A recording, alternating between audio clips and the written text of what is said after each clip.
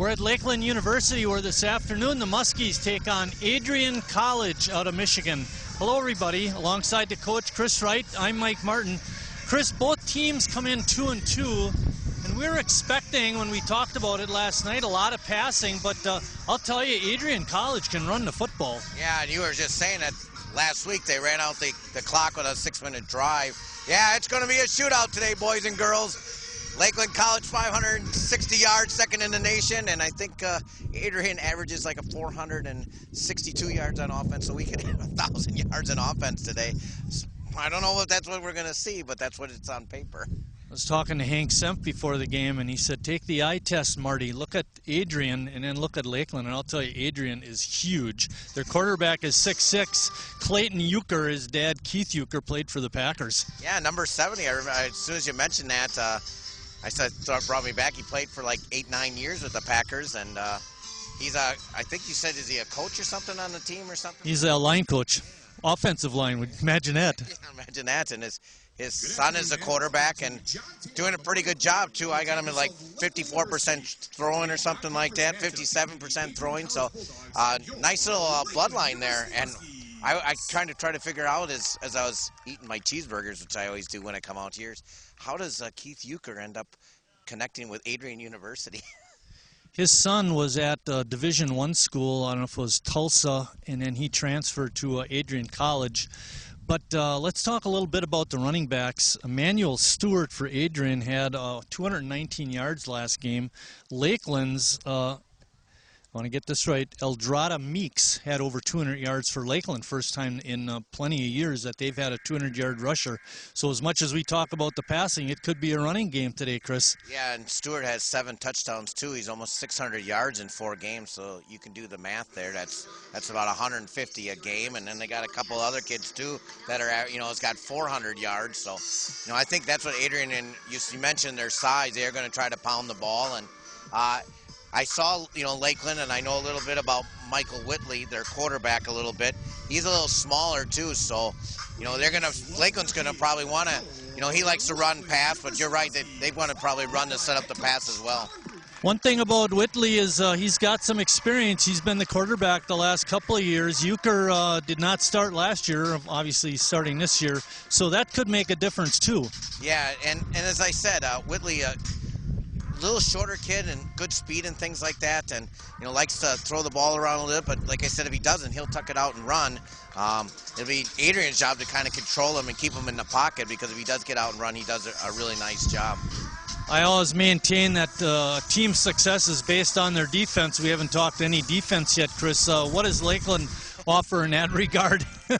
Well, I was looking a little bit at they're giving up 400 yards on the ground, so, per game too. So that just, when you add up, they're giving up 400 yards, and Adrian's, averaging over 450. Lakeland's going to have to do something, maybe create turnovers and do things like that. Last year when they played over at Adrian, it was a 7-point game, and part of the reason is because Lakeland did create some turnovers, and a goofy thing, they missed a field goal.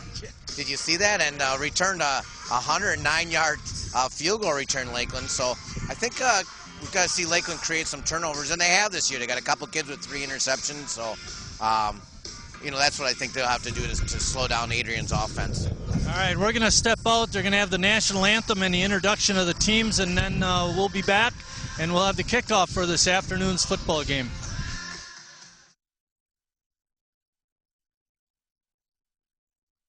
Give me a spot. You know my motto, safety first. They could be dangerous. I think we should call animal control. Animal control? To be safe. Don't worry. I got this. It's a new motto. You don't have to be perfect to be a perfect parent. There are thousands of teens in foster care who don't need perfection.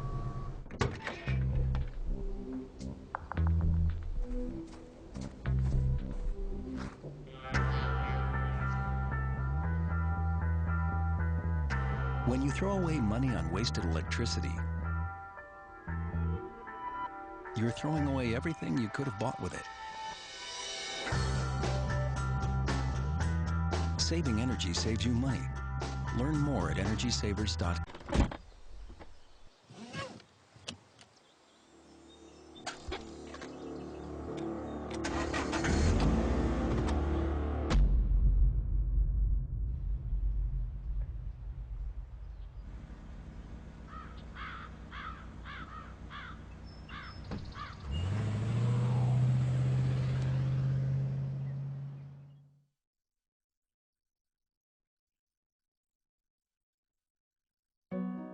They said a bottle was just a bottle.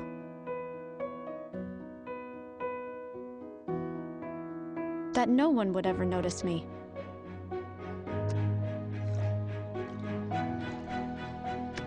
But I knew I could be more.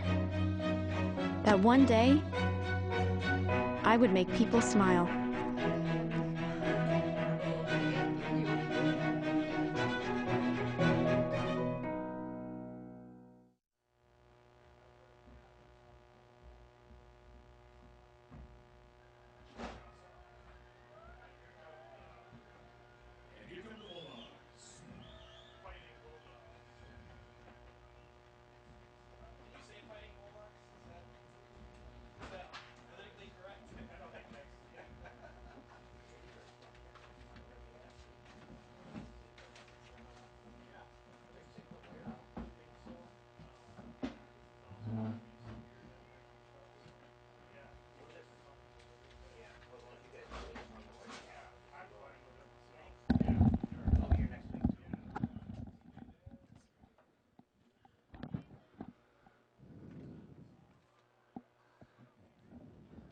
Pronunciations.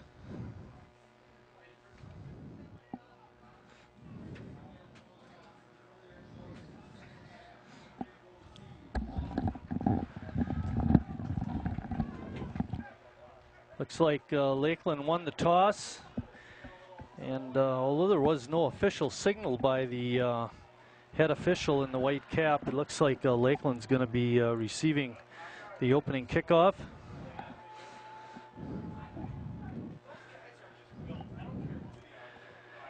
Adrian, like we mentioned, comes in 2-2. Their quarterback, Clayton Euchre, is 6'6". He's a big guy.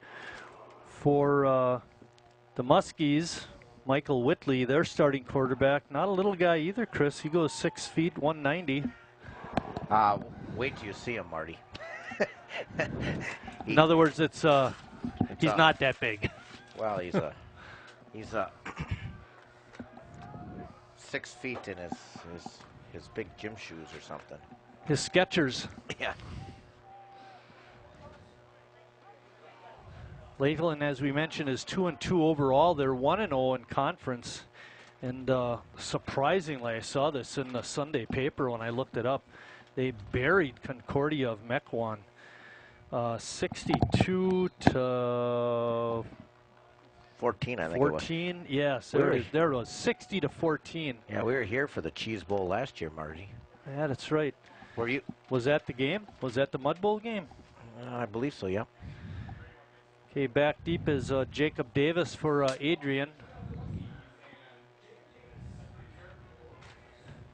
Lakeland will be doing the kickoff. Now, give it the eye test, Chris. Look at those guys in the yellow and black. And then look at the guys in blue with the white hats. It's their uniforms, Marty. Oh, yeah, right. The yellow makes them maybe bigger. your baseball team ought to wear black. All right, these are 15-minute quarters at the college level. And the kick by Conrad Foss. Taken by Adrian, run out of bounds near the 25-yard line. Be 1st and 10 for the Bulldogs. I want to thank the Lakeland staff for providing us with stats and pronunciations for the players and little tidbits that we can offer throughout the broadcast.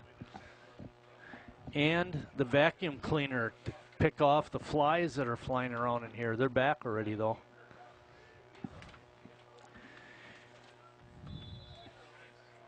Randy Fry is the wide out to the right side. You got a man in the slot. Pitch out to Stewart, trying to get the corner. Picked up a great block on the edge and gets it out over the 40 and run out of bounds near the 45. There was a great block on the defensive end and a very nice run there by Stewart. There you see him getting ripped out of bounds. Ball is spotted right at the 45. 1st and 10, Adrian College. Well, you said we're going to see a lot of number 6 today, Marty. They started off the game just that way. Handoff. Stewart up the middle, picks up another quick 7. It's going to be second down for the Bulldogs.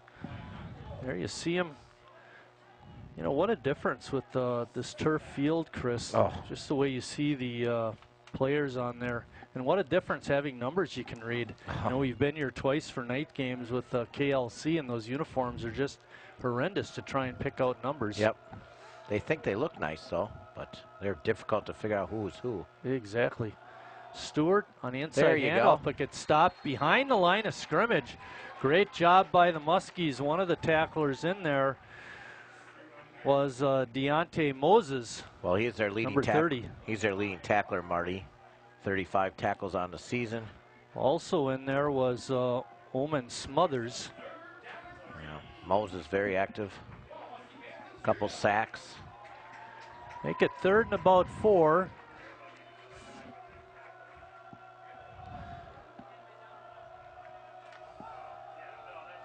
Fry is the wideout to the left this time with the slot between him and the quarterback. Oh, that's motion. No flag. Deep pass. Good defensive play out there by Smothers, the intended receiver. I think that was number 8, Marcus Higginbottom. Well, they back there was moving, Marty, yeah, and they I didn't call noticed. that. I didn't see who it was, but I kind of caught it out of the corner of my eye. Apparently the official didn't catch it out of the corner of his eye.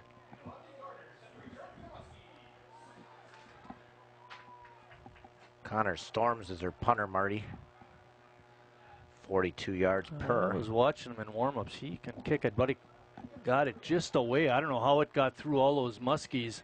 Picked up at the 12-yard line, taken out of bounds by Alante Gardner. Be 1st and 10 for the Muskies, so a good defensive stand by Lakeland.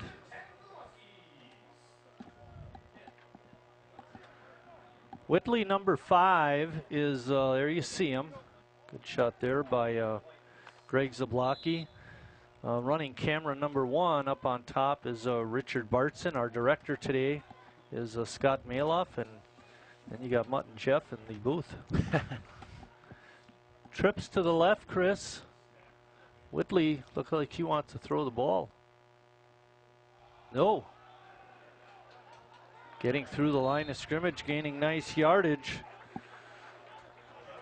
was Landra Meeks. Oh, you mentioned him. Eldrada Meeks, pardon me.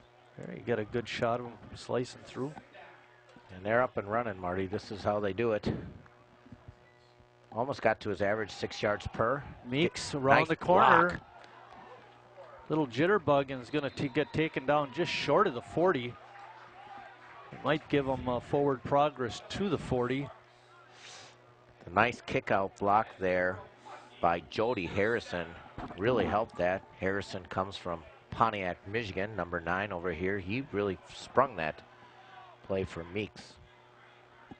Michael Whitley looking over the defense.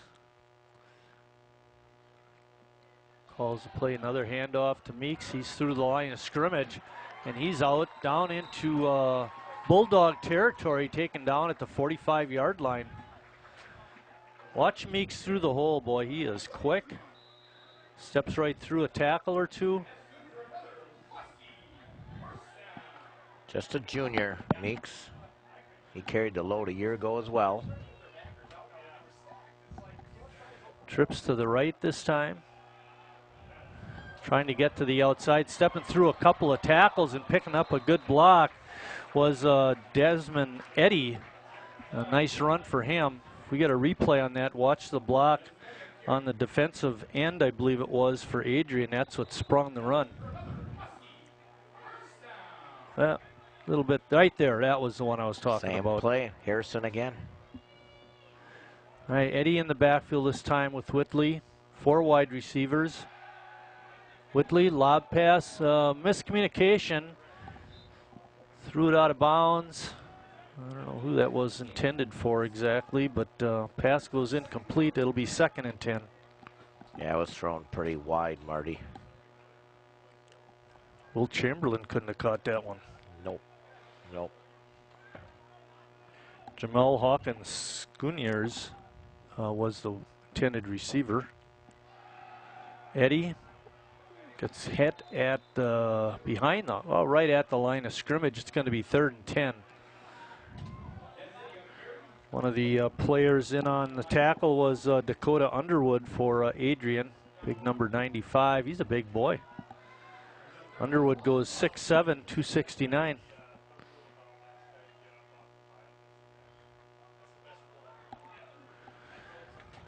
In the backfield now is Meeks, number 15.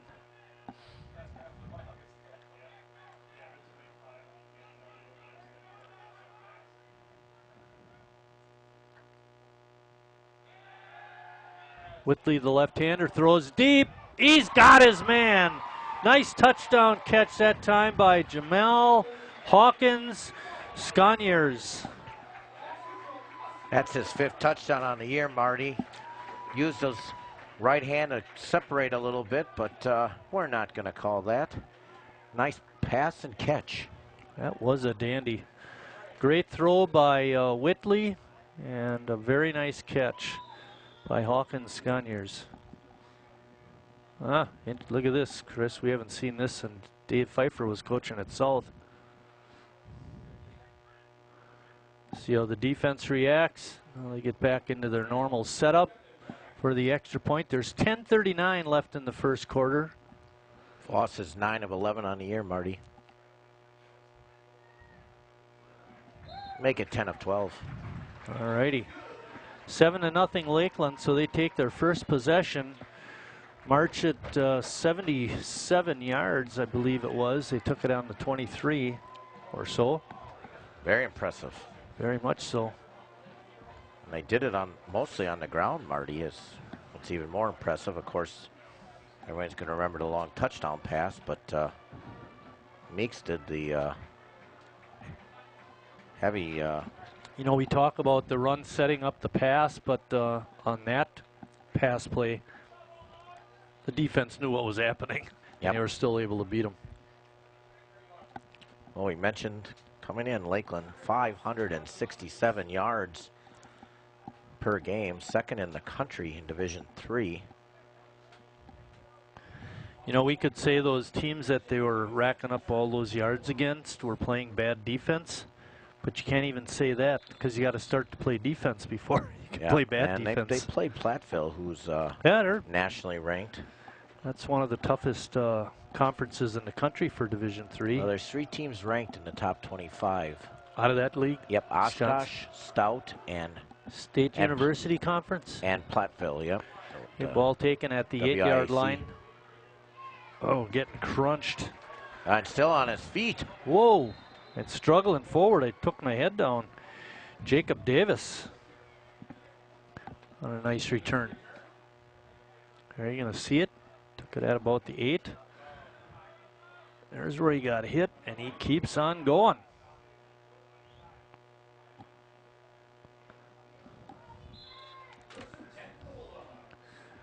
First and 10 for Adrian at the 35-yard line. Oh, we still have 10:29 left, Marty. And only 4.5 minutes off, Marty, and they each had the ball once. We're going to be here a long time. Stewart hit in the backfield. They're going to mark him right at the 35, so give him a no gain.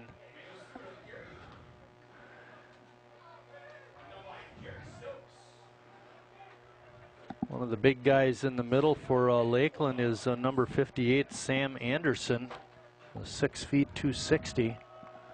He's going to be a run plugger up the middle. Euchre on a pitch to Stewart, cuts it back, and gets it out to the 40. It's the kind of quickness, Chris, we're not used to seeing at the high school level, that's for sure. I was just thinking that a difference there is, you notice how he went to the left, saw an opening, and went straight up the field, where sometimes you watch, as you mentioned, the high school kids don't always find that hole right away, and by the time they think about going to that hole, it's already covered up. These kids are much more used to getting north and south. Euchre back looking. He's got a man open and a little bit off the money trying to hit Randy Fry, but Fry couldn't make the adjustment. It's going to be 4th and 5. Here you see it. He had his man. He had some separation too, but couldn't make the pass. Yeah, he threw it a little bit behind him, and kind of an interesting wind, Marty. I would have to say Adrian's going into it. Pretty much out of the south, slightly out of the south-southwest, but basically the south.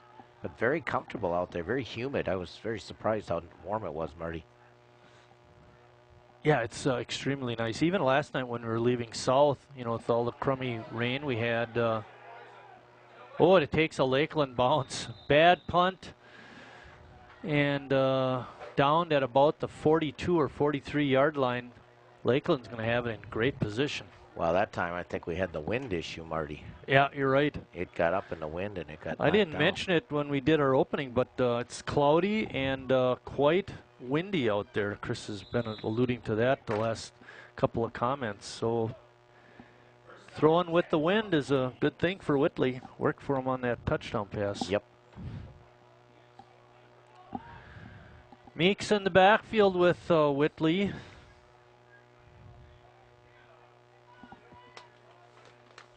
Got 4 wideouts, 2 to the left, 2 to the right.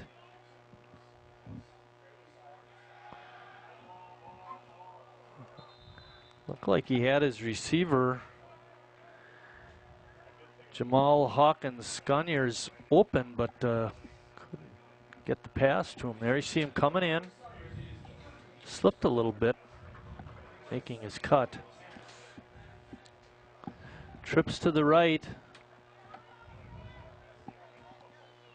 A good shot of Whitley. Hand off to Meeks. He's not going to get much. Gets it back to the line of scrimmage, and that's it.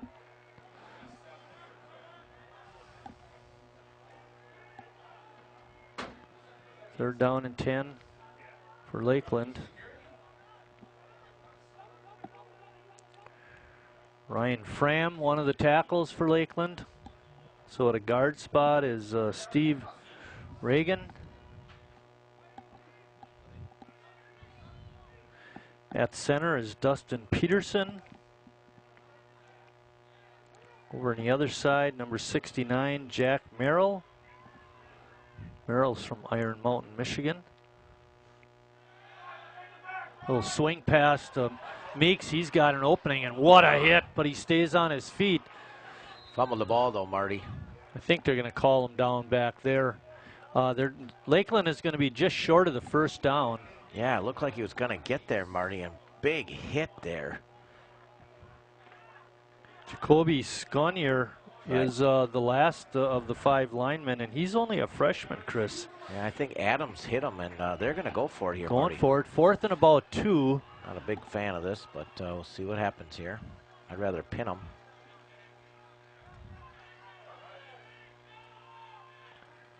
Whitley calls time. Maybe it was Deke, Chris, trying to get him to jump offside when they didn't. Lakeland called the timeout. See what Coach Bruton decides here, Marty. 17-9 record as head coach out here at Lakeland, year number 3. And they did win the league last year, ended up playing Whitewater and played them pretty well. And Whitewater, not the same team as they have been in the past. Oshkosh is the team this year to watch. They beat Whitewater last week. Whitewater, I believe, is 1-3. I've been amazing to watch that week after week. They seem to be losing. Well, they're just not used to seeing that. A lot of turnovers for Whitewater this season, and it kind of costs them. I think Oshkosh, like I said, who's ranked number 3 in Division 3, is playing Point today. Jim Deere is the head coach for the Adrian College Bulldogs. He's in his 8th year. He's got a record of 49-27. And they've had pretty good success over the last 10 years. Last year was a little bit of a down year. They finished 2-4, I think, in their conference, only finished in 5th place. But they're big this year, that's for sure. Little swing pass. And Meeks gets hit in the backfield. It's a loss of 4. And it's going to be Adrian Ball in Lakeland territory at the 48. Watch this. 2 guys to deal with. Well, the clock is running, Marty. Uh-huh. And it shouldn't be. You would think they'd stop it. Change of possession. I don't know why it's running, but it is. And now the officials notice that. Now let's put 20 seconds back on the clock.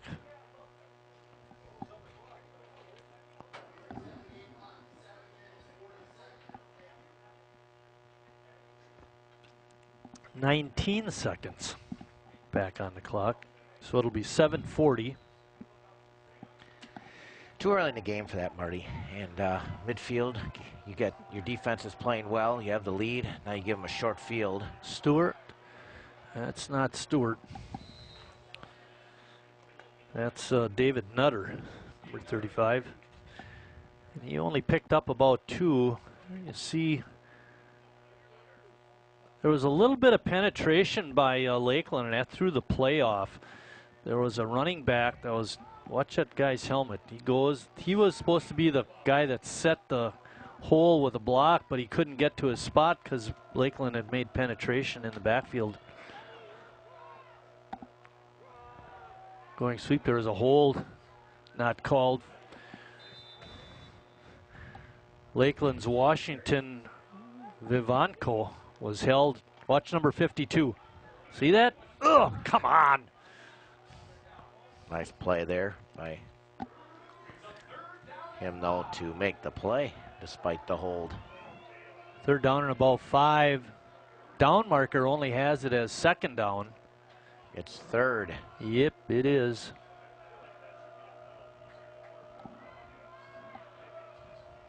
Euchre looking, going deep. He's got a man out there, and he makes the catch. No, he doesn't.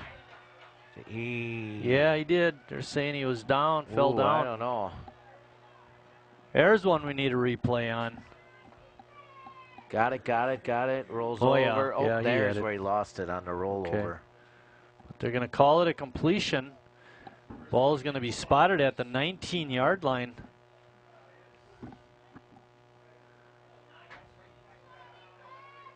Good camera work by our good job there, Richard. crew and replay. Nutter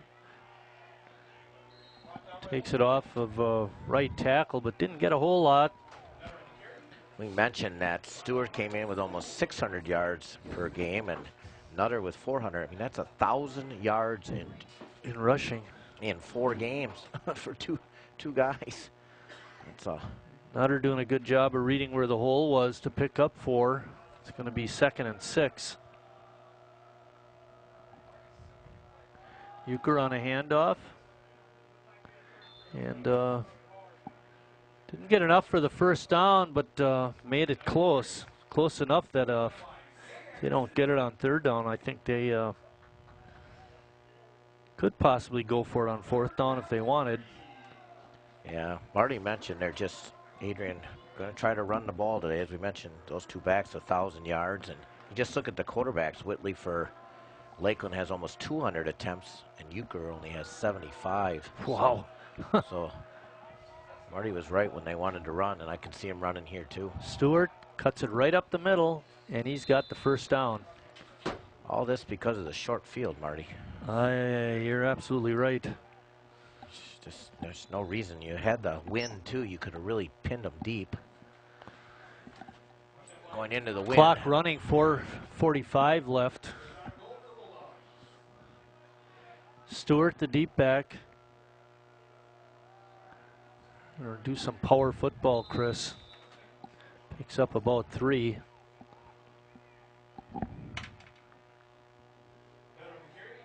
That was Nutter on the carry.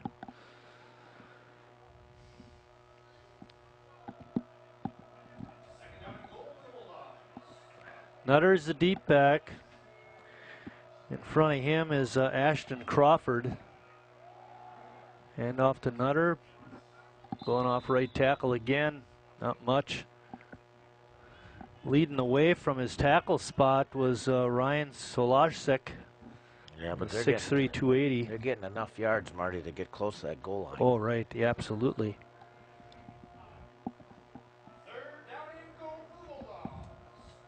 Oh, I don't like this. Now they bring Stewart in to get all the glory. He's got 7 TDs. He's used to being in there. Gonna go wide. He's got an opening. Did he get in? He did. Touchdown. Jumped over the pile slightly and landed in the end zone right there. Boom. I like your idea, Chris. Punted with the wind. Pin him deep. Force him to go the length of the field. There's a saying, and it goes, patience is a virtue. Yep. Whoops.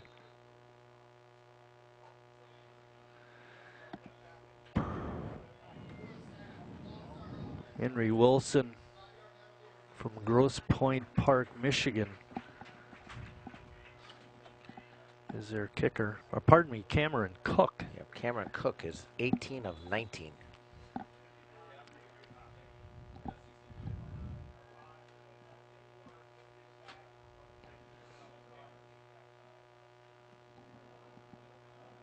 Good snap, good placement, good kick.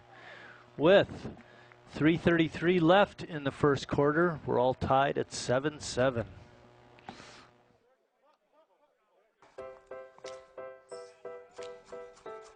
Food. It nourishes, brings us together, and adds flavor to life. That's why it's important to wash hands, surfaces, and fresh produce. Keep raw meat, poultry, and seafood separate from ready-to-eat foods like fruits and vegetables. And cook to proper temperatures using a food thermometer. Enjoy, and refrigerate leftovers within 2 hours.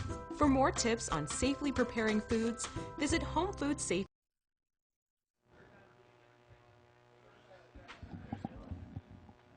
Oh, those, I see, one for each team.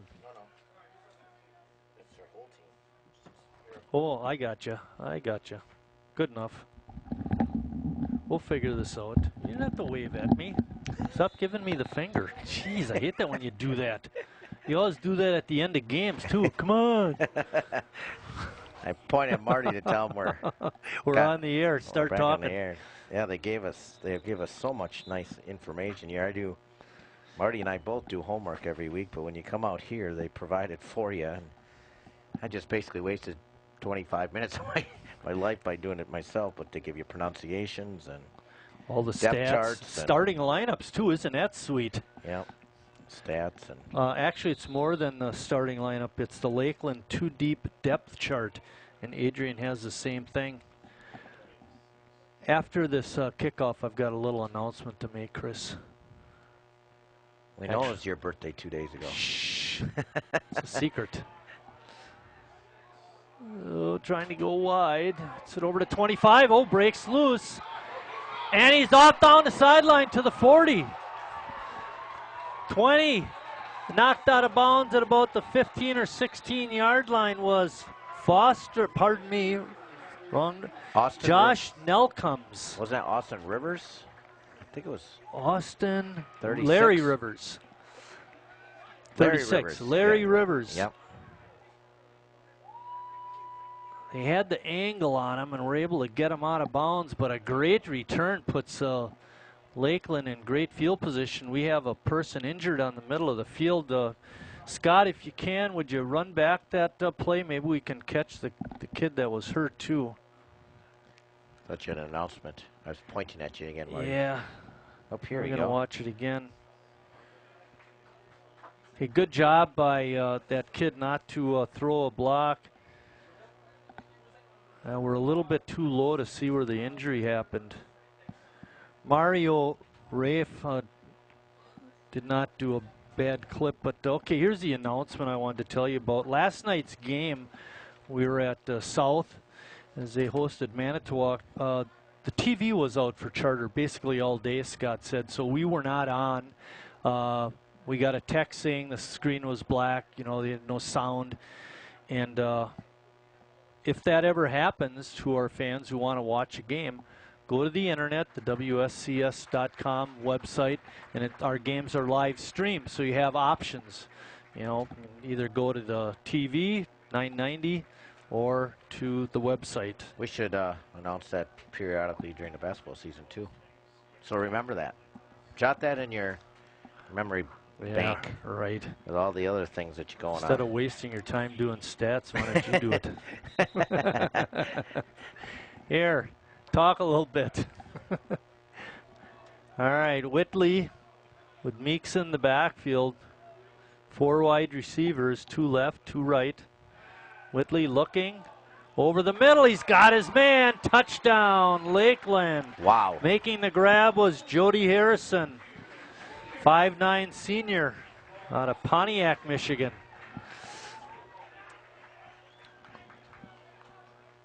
Great throw right between 3 defenders, Chris. Doesn't get much better than that. 17-yard touchdown pass.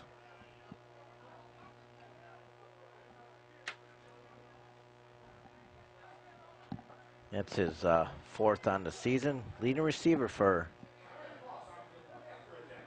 the Fish. Wow, that's the way to get the lead back. No kidding. Kickoff return in one play. Oh, off the upright, no good.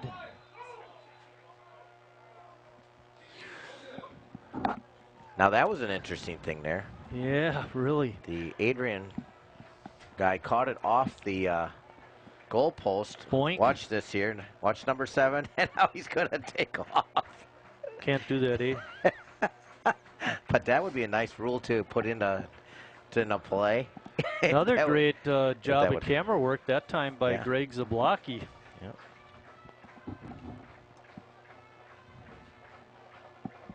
That would be an interesting rule change.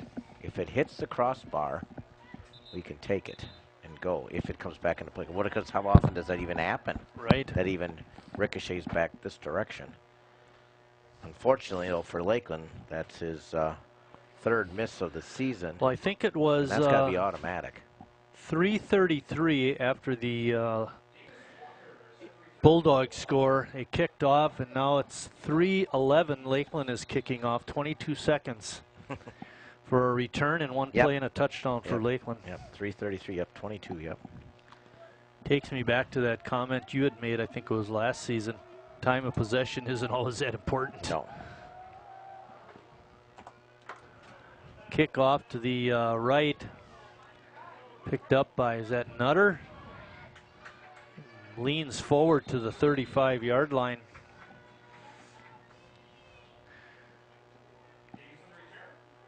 That was by Jacob Davis. Yeah, he's our number 1 KO guy. KOR.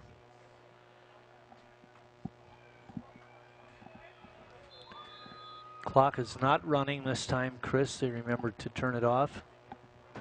I was watching football this morning at 11. I watched College Game Day this morning. Got the Badgers today. Last night. Tomorrow we got some football. Sounds like a typical fall weekend for someone who lives in Wisconsin.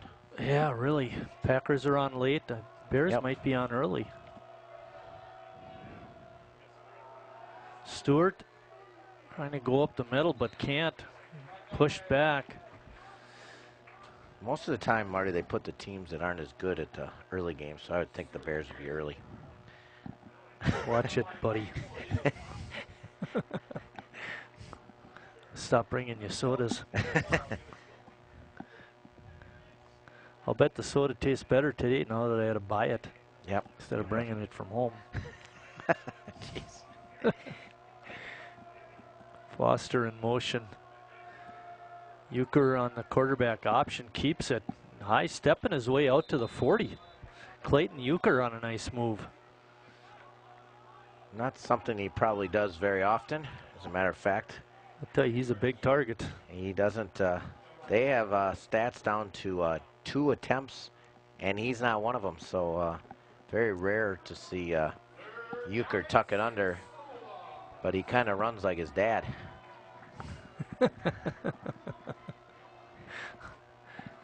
They can get this broadcast in Michigan, Chris. Yeah. Well, I don't want Keith Euchre to find me. Anyone who played for the Packers is... Okay, it's second down and about 6.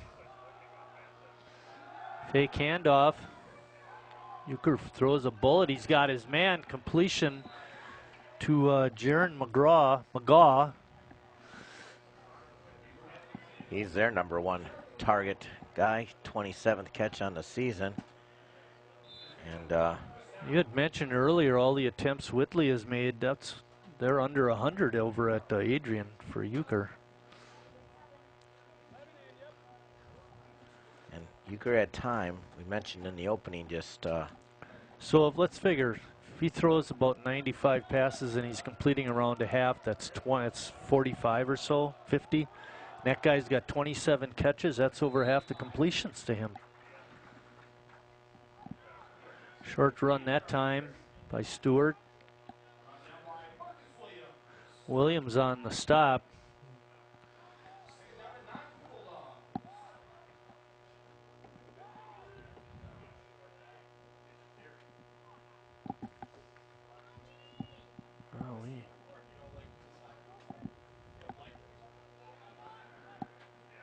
Adrian College spreading out the wide receivers on this setup. They got 1 to the left and 3 down here at the right.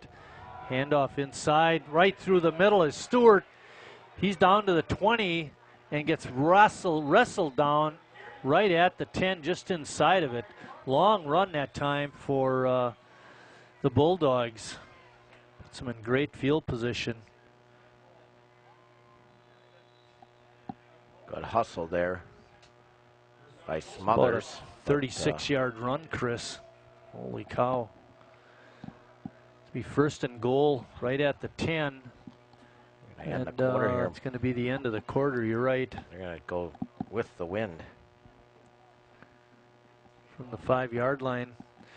At the end of 1 quarter of play, Lakeland on top, 13-7, but Adrian threatening.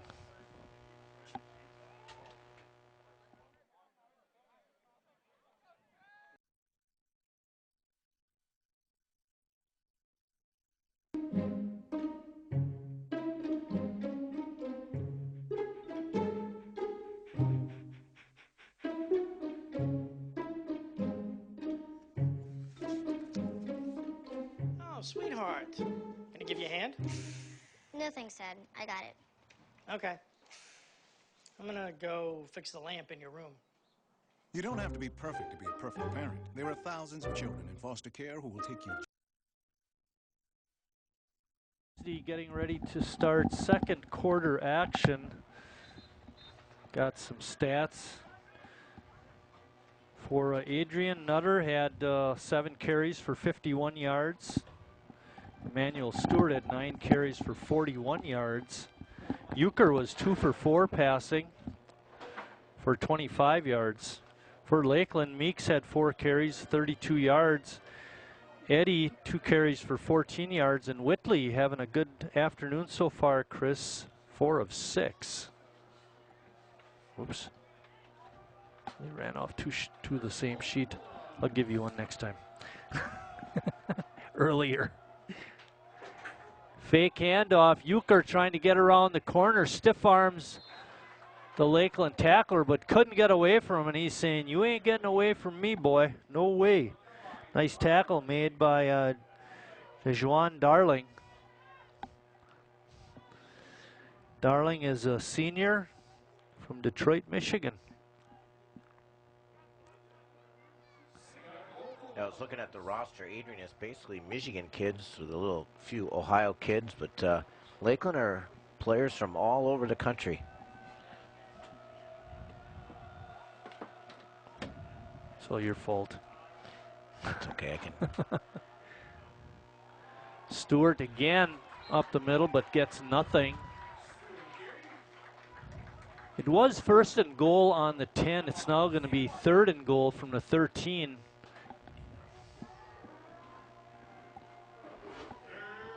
Get a little better view from right here. Oh, I'm good. Thank you. Okay.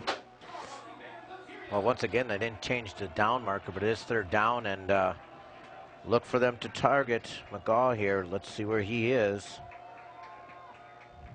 Number 9. Hooker, straight back, getting rushed. He's going to get sacked back at the 24-yard line. Making the tackle back there was Lakeland's Jerry Stokes. Second sack on the season, as we mentioned, just 8 sacks coming in for the team on the year. Not a better time to do it than right there, Mr. Stokes. Now he's 5 of 6 on field goals, including a 45-yarder. This is going to be just about 44, Marty. Strong leg, plenty of distance, and good.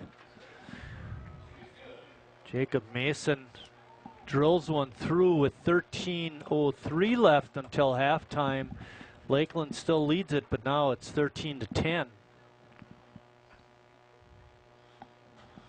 There you get a good look at the stands. We're up there somewhere.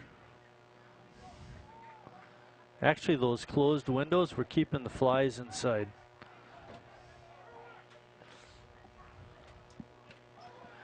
I think it's important for Lakeland to generate some offense here, Chris, and get some more points. Well, he said it's going to be a shootout, so they score, you have to score to stay ahead of the situation. We said both teams coming in, defense not their strength. Lakeland, we mentioned, giving up 418 yards, including 265 on the ground, which is Adrian's strength, and Adrian not much better, giving up 375 yards per. I've been impressed with Lakeland's defense so far.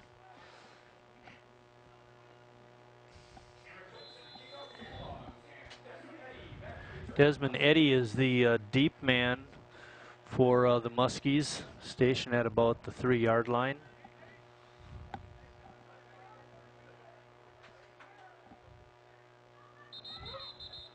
Ball blowing off the tee. When you look at the flags on top of the goalposts and the American flag down by the scoreboard, everything is blowing in the breeze. It's blowing pretty hard there. You get a good look at it.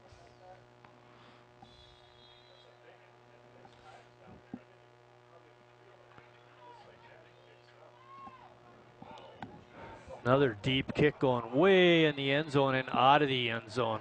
Oh, man. That's a weapon. Really? Isn't that the truth?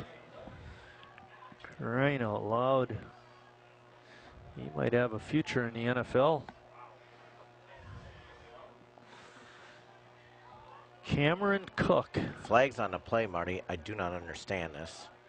Why would anybody do anything foolish on a ball that was kicked halfway to Manitowoc? Yeah, really? Somebody must have popped somebody. When, so did Cameron Cook kick the extra point? He did. And the field goal. Because I was looking at my little sheet here, and it's got different names on there. Yeah, it's Cameron Cook. Yeah, I know. Personal foul on Lakeland. That's going to put them way back. 10? Put him at the 10? He's going to go half the distance? Yeah, well, I think you get it at the 25, oh, yeah, so it's at the 12 and a half. 12 and a half. Which technically would be the 12-yard line, I guess, if you're a stats guy, because you don't give half yards. Oh, you round up 13.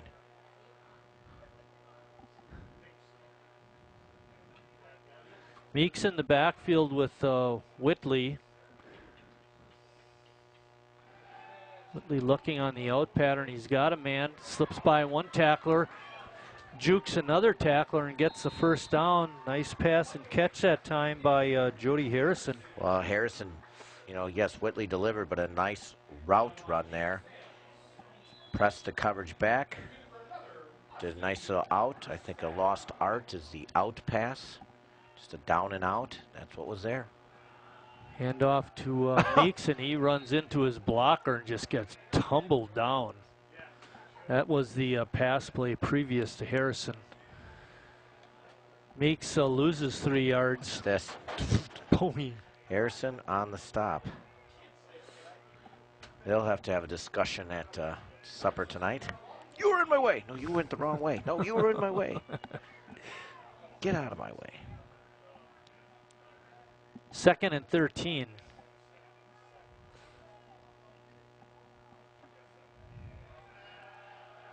Whitley gets sacked. On the takedown that time was Adrian's Damon Fuller. And Whitley just not quite quick enough to get away from the pressure. And, that was just the 4th sack on the season for Adrian. Less than 1 per game. Wow. And that penalty not helping here, putting him in a long situation and pinned it back. 4th and 23. Wanted to do a screen pass to Meeks to the left, but Adrian had it figured out. So Whitley just threw it away, and it's going to be 4th down. Dropping back to receive the punt is Davis.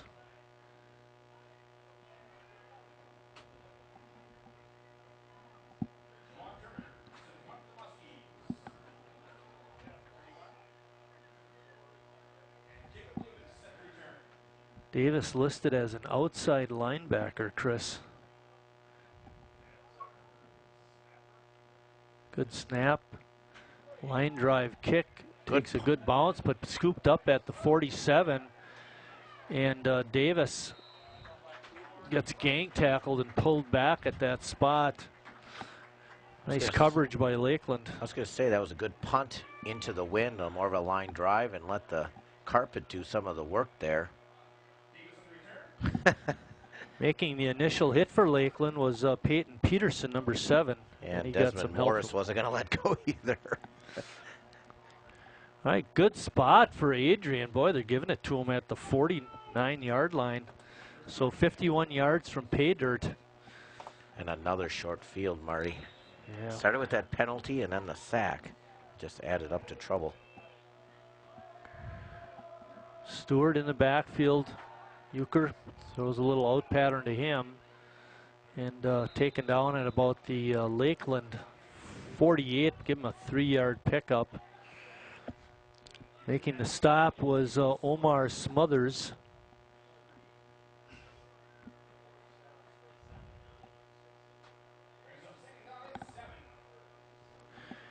In the slot on this side is Foster Walker, number 20.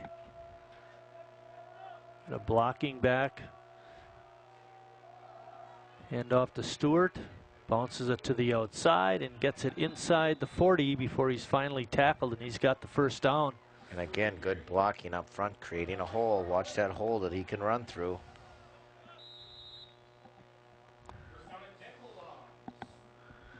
Nutter coming in to replace Stewart. Nutter, number 35. One of the blocking backs back there is number 36, Caleb Vandergout. Lakeland is offside. Oh, cry. That was a collision. That's a good way to put it. That's Dante Moses again. Oh, look at two good looking guys. Well, Adrian got the ball in great field position, and now he ran for a first down. They're getting a penalty for more yardage. And no penalties for Lakeland in the first quarter, Marty, but 2 big ones here. Yeah, right. You're exactly right. Jaron McGaw is the slot back on this side, Chris, number 9. Look for him. They might be passing. Nutter's in the backfield with Euchre. Nutter on the handoff, taking it off right tackle, and he's got room to roam, and he's going to get it all the way down to the 25. Boy, you could just see the blocking downfield, Marty, and a clear path to run. I'll tell you, Moses is all over. Said he led the team in tackles coming in, and he's just stacking up that total today. Marcus Williams, number 28, is a defensive lineman, 5'10", 235, jogs off for Lakeland. Hopefully he's okay. Nutter bouncing it to the outside again. Jumps right over one tackler before he's finally dumped at the 5-yard line But another great run by that young man. Adrian's found something going to the right, Marty. Yeah, you got that. It's going to be first and goal at about the 6-yard line. Stewart back in the lineup. The up back, the blocking back is Vanderlout. Going right. Stewart right through, and Chris, you nailed it. There's something on that right offensive side that is really working well for Adrian, and they just scored another touchdown, and they've taken the lead. Right now it's 16-13. Look at that. Leading up through the hole, making a key block was Kimari Carson.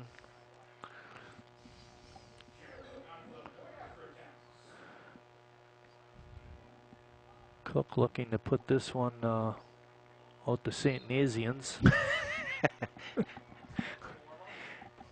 It's good. With 8:57 left until halftime, Adrian leads 17-13.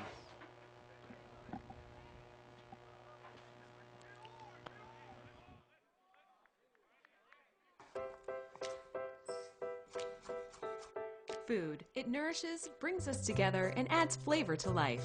That's why it's important to wash hands, surfaces, and fresh produce. Keep raw meat, poultry, and seafood separate from ready-to-eat foods like fruits and vegetables. And cook to proper temperatures using a food thermometer. Enjoy! And refrigerate leftovers within 2 hours. For more tips on safely preparing foods, visit Home Food Safety.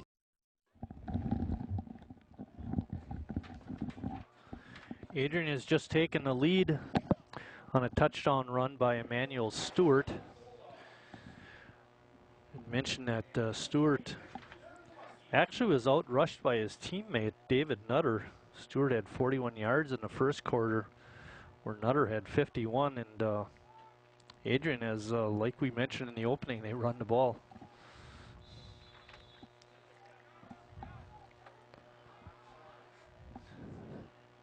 Yeah, they have to have given up about 150 yards now on the ground. We're only halfway through the second quarter. And that kick again carries out of the end zone. Eddie does not have an opportunity to return it. Lakeland will get it. 1st and 10 at the 25. Cook is a senior. I'm surprised no one would want him to be on a Division I. Who's that? Their kicker. Oh, really? Yeah. Now, obviously, it's with the wind. But still. We'll be right back here next Saturday when Benedictine comes into Lakeland University for their homecoming game. Meeks trying to get off tackle, but again, good defensive play by the Bulldogs. They had a couple of defenders there stopping the play. Meeks from Michigan himself. He actually lost 2 on that. It's going to be 2nd and 12.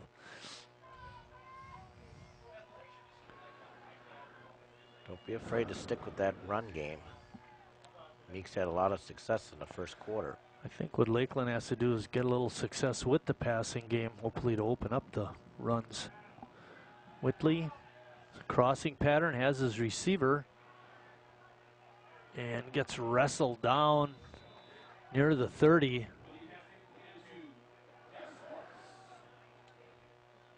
Desmond Morris making that catch. Only for about 7 yards, however. It's going to be 3rd and 6.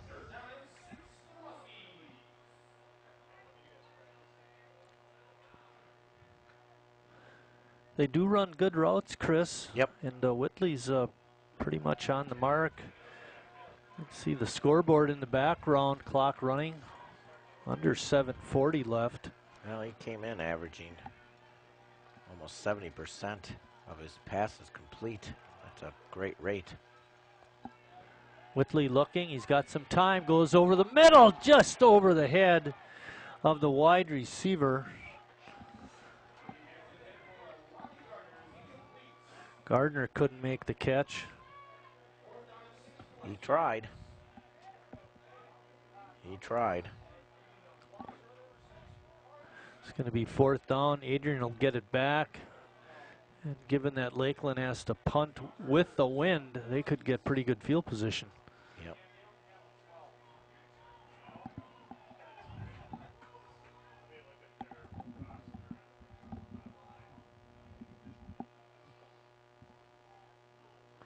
Good scoop and end over end kick. Oh, that's wow. Pretty gutsy. No kidding. Xavier Richmond, I believe it was, made that. Oh, he got a poor spot. Eve's got a poor spot. You know, it actually probably wasn't a very smart play. He caught it, so got to give him credit for that. He caught about the 46. Yeah, I thought he was way up there too.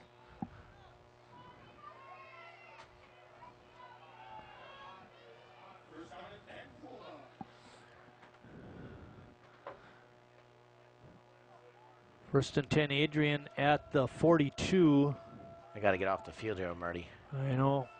Stewart trying to get around the end. Avoids one tackler, and then he's ridden out of bounds outside the 45. Boy, if they could have got him at the 40, it would have been a 2-yard loss. Poppy had him, missed him. Yeah, it's too bad.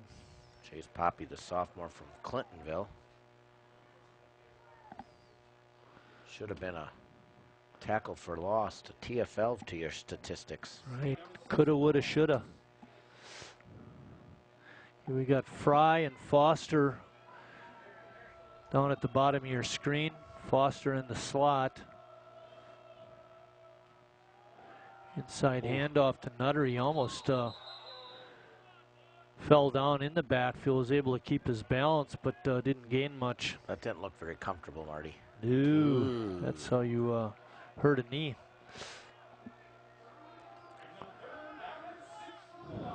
Third down and about 7. This is where you got to get off the field right here. Jaron McGaw is at the top of the screen, Chris. He's, like you mentioned earlier, their #1 receiver. Deep pass by Euchre, and not able to make the catch was Foster Walker. Another bad penalty for Lakeland. You know, that was right in my sight line, Chris. I didn't think they were offside. They jumped, but they never went offside. I tend to agree with you there. That's a little late there. If we could run it back a little bit farther, Scott, and take a look at that.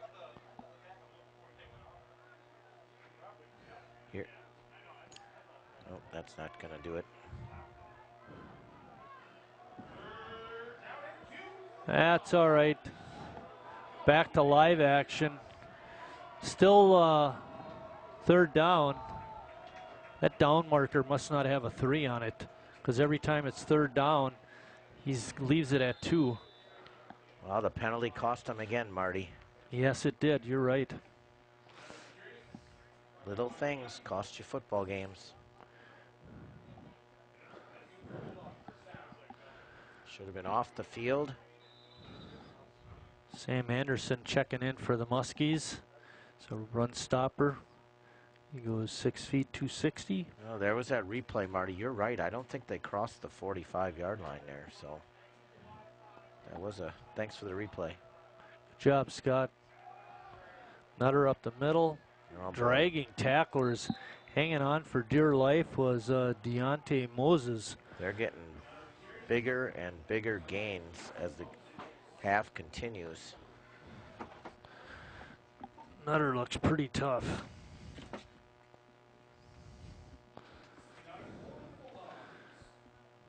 Checking in now is Stewart. You know, it's that 1-2 punch. He always got a fresh running back there, Chris. A pitch back to Stewart. Bouncing to the outside, spinning, and gets knocked down just short of the 45. But it is a first down. Good blocking out there. You know, he got hit by a couple of Muskies, and he still drags them forward.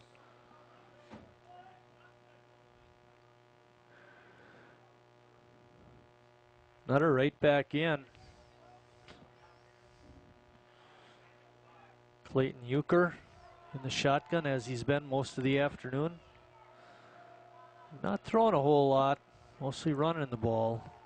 There Oh, we go. making a nice stop there for the Muskies was DeJean Darling.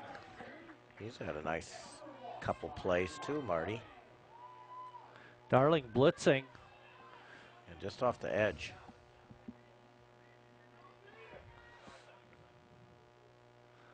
Second down and 10.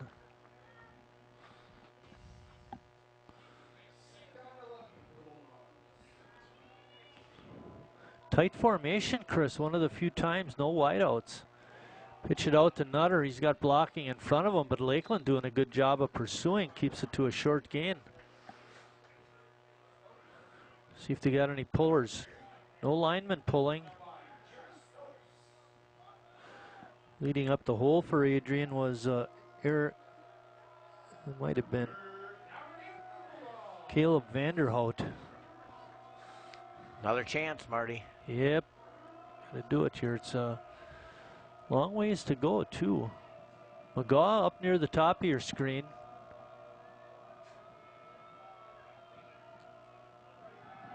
Euchre looking, trying to try and run for it, but can't get it. He's knocked down at the 30-yard line. Well, definitely.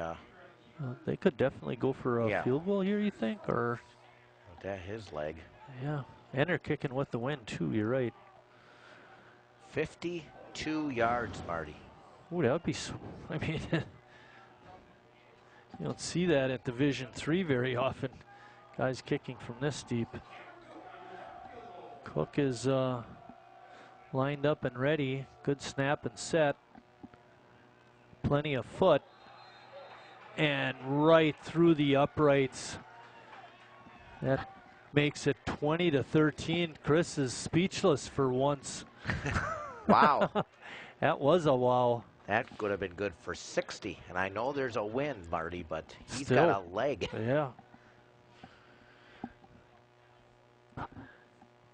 Plan on Lakeland starting from the 25 again, the way Cook's been kicking it out of the end zone each time.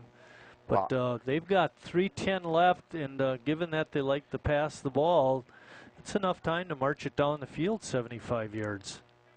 Well, I don't have all the numbers, Marty, but that's his 7th made field goal, and we've seen him make a 44, a 52, and he had his long on a year was 45, so that's at least 3 field goals from over 44 Maybe yards. he'll transfer to Wisconsin. He likes He's the weather senior. here. He's a senior. And our kicker's only a junior. Cameron Cook, we should try to keep track of that name next year, see if he finds himself in a camp trying to make a team. Well, you can't do Skipped that. up by Eddie at the 3. He's through the line of scrimmage. He's going to get a pretty good return out to the 41-yard line, and they're going to say he was down.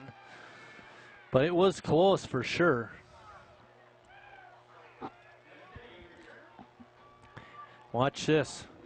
Pretty good blocking up front, and then Eddie does a nice piece of running. And you're right, the ground did cause the fumble. That was the correct call. But Lakeland starting in great field position. One of the few times Cook did not kick it through the end zone.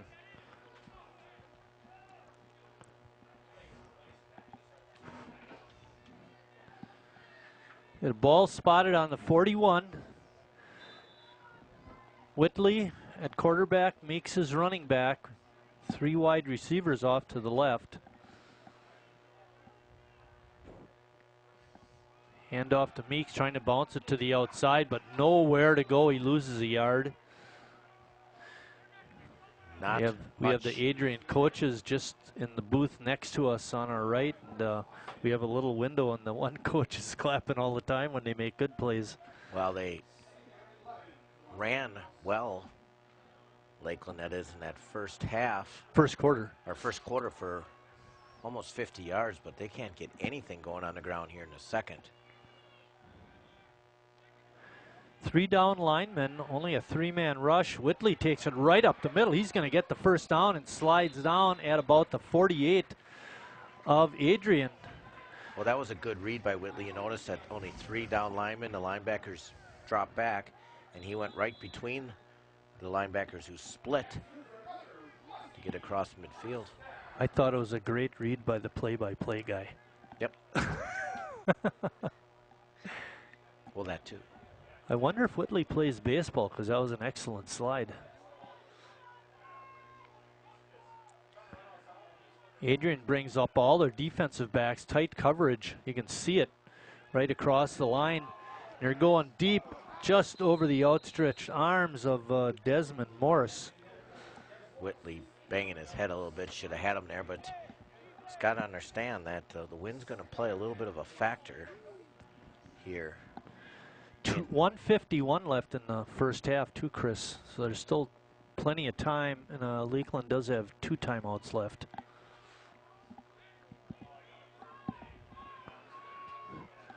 Greg almost got taken out of the game on the sidelines there by the... Going deep again, making the catch, and going out of bounds was Gardner. Oh, I thought he scooted into the end zone, but they're going to call him out. That's a case where the wind actually helped him, because Gardner came back for the ball, and the Adrian defender did not want to Did it look like he pushed off the defender? A little bit. But the defender, once again, he was out of position. I mean, he had his back completely to the ball, and he's not going to get any love from the officials that way. First and goal, Lakeland. Out pattern, he's got his receiver, but he couldn't hang on. Making the diving attempt was Desmond Morris. He did a nice spin move in the end zone. Are you going to see it? And he was open. Yeah, I think he made that catch earlier in the game. You know, a diving attempt, and was able to hang on. 1:39 left at second and goal. Plenty of time left. Ball on the 6. Whitley looking. He's going to get sacked at about the 10-yard line. Ripped down. That's unfortunate. What he should have done is made the swing pass there to Meeks. But he decided to look one more time into the end zone, and that's when he got caught. The right guard, Steve Reagan, did not get a good block. He's kind of slipped down, and then he wasn't able to recover and get some kind of hit on his defender, and that was one of the guys that forced Whitley to get sacked. Meeks actually, Whitley actually calling the plays to the sidelines as opposed to the other way around. Whitley quick out to Meeks is incomplete. It's going to be 4th down. Somebody did something wrong. And now the fish The yard marker is still at 2. It's got to be broken. Oh, there it is. He changed it to 4. I wish we had a replay of that, Scott, so we could see that guy change it from 2 to 4, see if there is a 3 up there on that down marker. Well, Lakeland had a great chance here, Chris, and well, they're going to take another shot here with 4th down. 44 seconds left, and I'd put points on the board. You know, we both feel that going for it on 4th down at midfield was a mistake, gave Adrian a short field, and they did go down and score. Now they have a chance to put points on the board. I think you got to take it. You go into halftime, you know, granted you're going to be down, but it's about a, what would you say, 28, 29-yard field goal into the wind, but you should be able to make that. We know that you could do that.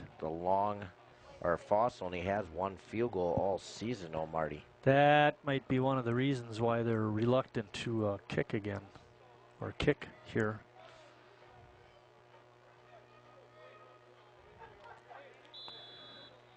I do like the Lakeland uniforms. I like that shade of blue and the nice white on the jersey. And actually, you know, that style of number is what the Chicago Bears used to have. I can't remember what the font is called, but it's pretty cool looking. I like them. Here we go, 4th down and goal.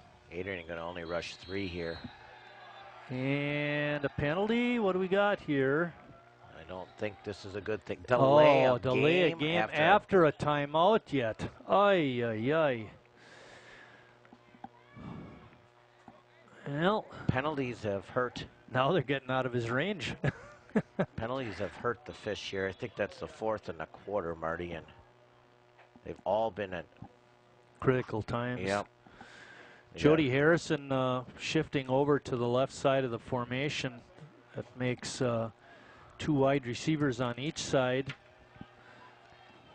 And Adrian's going to drop back. There's not going to be a lot of gaps for him to He doesn't have much time. Throws on the run, and it's incomplete.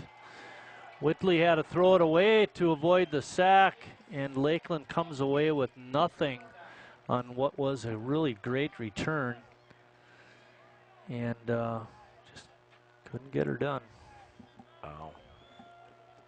First and goal to first and disaster. Yeah, 37 seconds left in the first They're gonna half.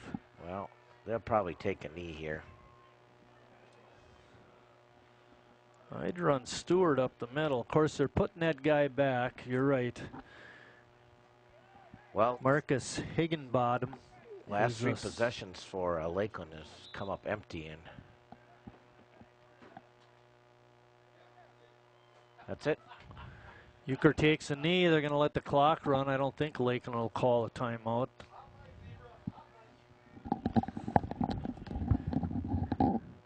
Interesting turn of events, Chris. It started with not getting a first down at midfield on 4th down.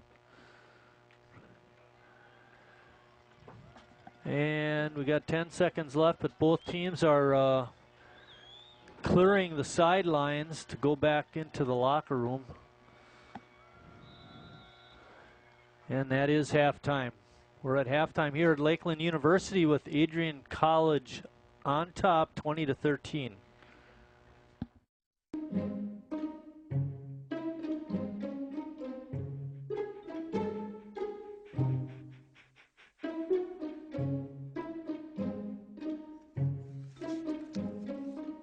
Oh, sweetheart. Gonna give you a hand?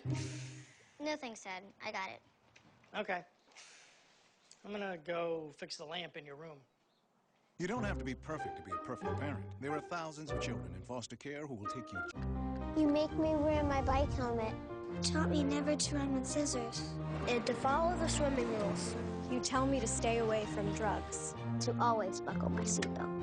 So why do you keep a loaded gun in your drawer? How safe is that? You asked them to follow some safety rules. Now they're asking you. In fact, they're counting on you. Never let your gun get into the wrong hands. Remember, always lock it up. Visit ncpc.org.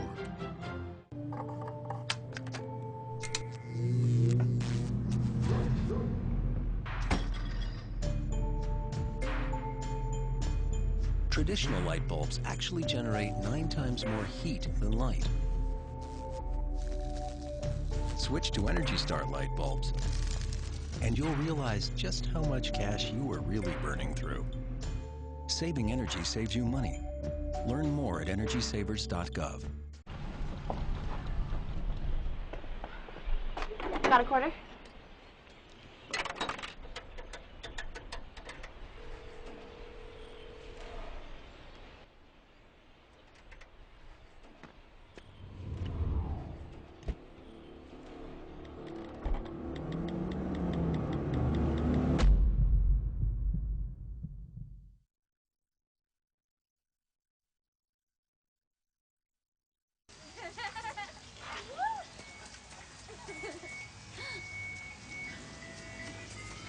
Mom, can we get some ice cream? Please, Mom, please. No, we're having dinner soon. Please.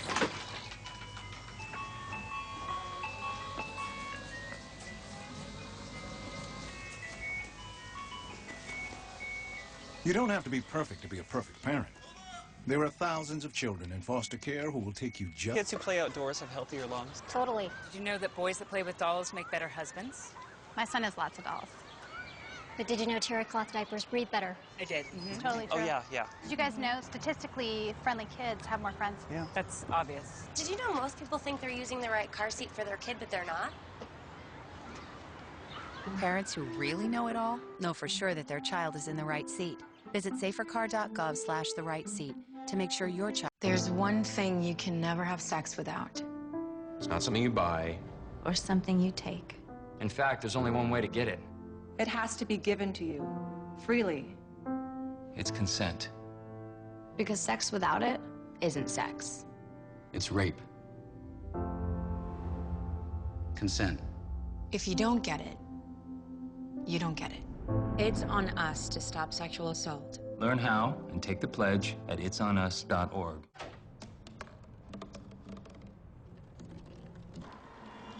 Everybody has a dream.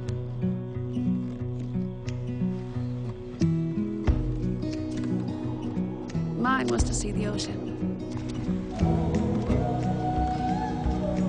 And with a little help, I made it.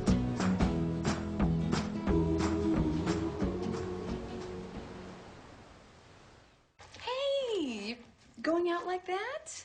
Yeah, why? Well, what would the neighbors think? I see you! Come look at Mr. Feather. Look what I have. Mr. Bird, remember? Bark, bark, bark. We're just playing. We're just playing. I'm trying to get you out of here. Even still. You don't have to be perfect to be a perfect parent. There are thousands of teens in foster care who don't need perfection.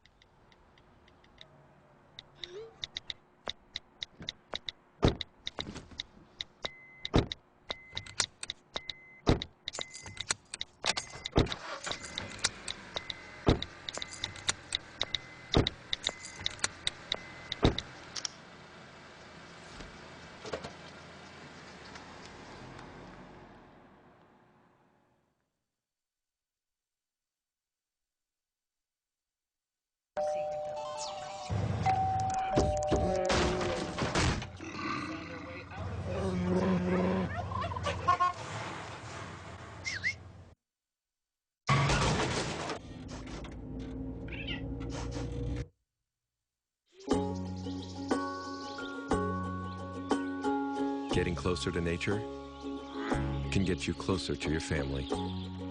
Go to discovertheforest.org.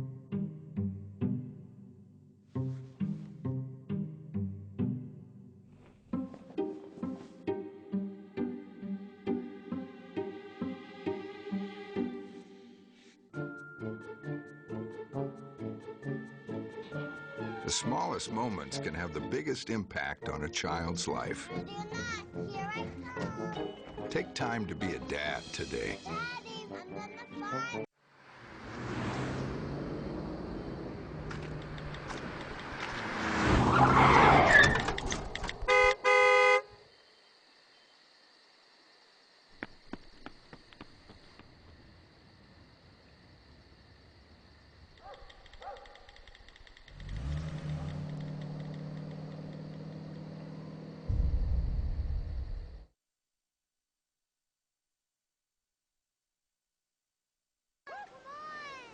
I know, 2 seconds. Hang on, just stand still. Stand still.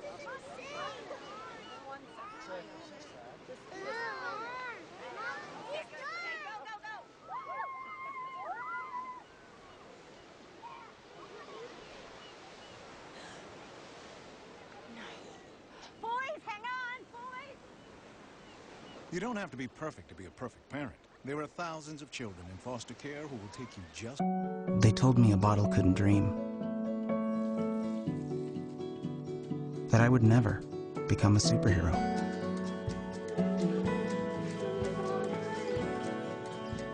But I learned how to fly.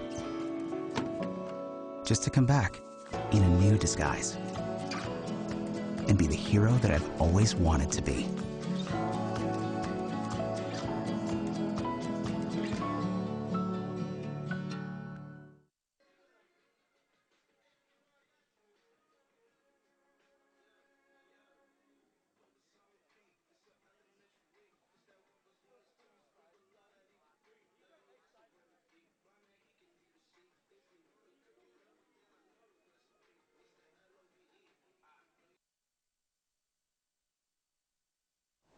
Living near the water, it's a dream come true for many, except when there's flooding or a hurricane. That's why people who live near lakes and rivers, by the ocean and bayside, are working with their local planners to make sure that protection from all sorts of natural disasters is part of the planning process. Learn more at planning.org. That's planning.org. Okay, so what would you bring to my company? What do you need? I need problem-solving skills. I got through high school without a car, a phone, or a computer. No college degree, though. Not yet, but life's taught me a lot, and I'm ready for more. Well, you're not the typical kind of candidate that I hire. But you are exactly what I'm looking for. Your company could be missing out on the candidates it needs most. Learn how to find a great pool of untapped talent at grads. Todd's a great guy. I mean, look at him. What a sweetheart. Attaboy. Wait, Todd, what are you doing? How totally selfish and un-Todd-like of you. Come on, Todd. Come on, man. Wow, these are really good. You act surprised.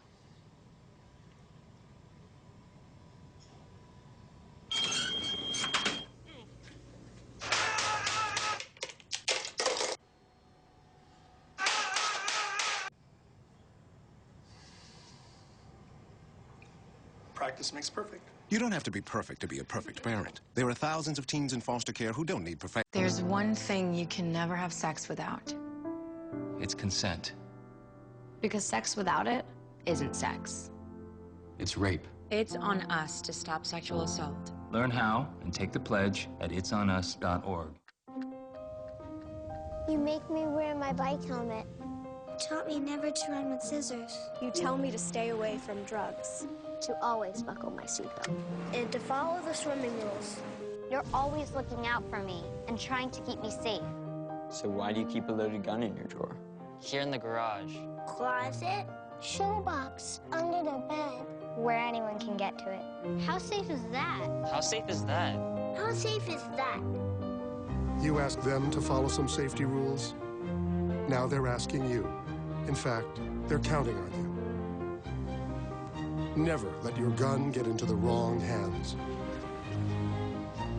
If you own a firearm and are not using it, please be responsible and be sure that it's stored in a safe place. Remember, always, lock it up. For more information on firearm storage safety, visit ncpc.org. Listen to me. I am captain of the track team. And if I'm late... She doesn't really think she's going to get out of here, does she? Be nice. She's new. Hello, is anyone there? Ugh! Wow. Even from our standards, you look awful. Oh, sweetie, what happened? Me? My friend Becky got to talk to this super cute boy, and I tried to act like I wasn't jealous, but I so totally was. And then out of nowhere, this concrete barrier just popped up. Maybe it was a semi. You mean you were driving? Yeah. I mean, I know the whole eyes on the road thing, but this was a super important text. Maybe you have to know, Becky. Texting? Great. But it was only like 5 seconds, and I'm a really, really fast texter, so it wasn't even a big deal.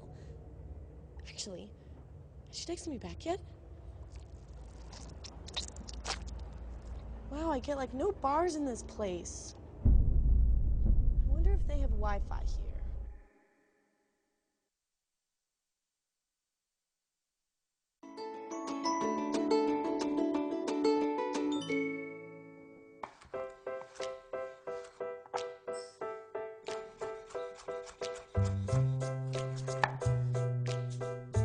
Food. It nourishes, brings us together, and adds flavor to life.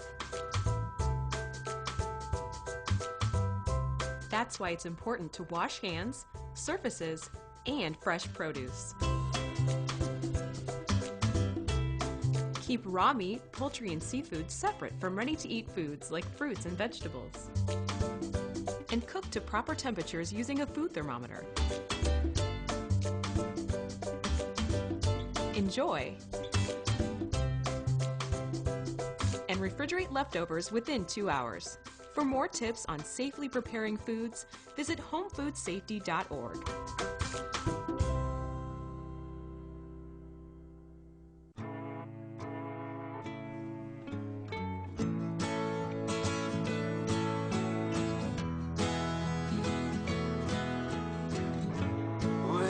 son, tell him that I've begun to dream of things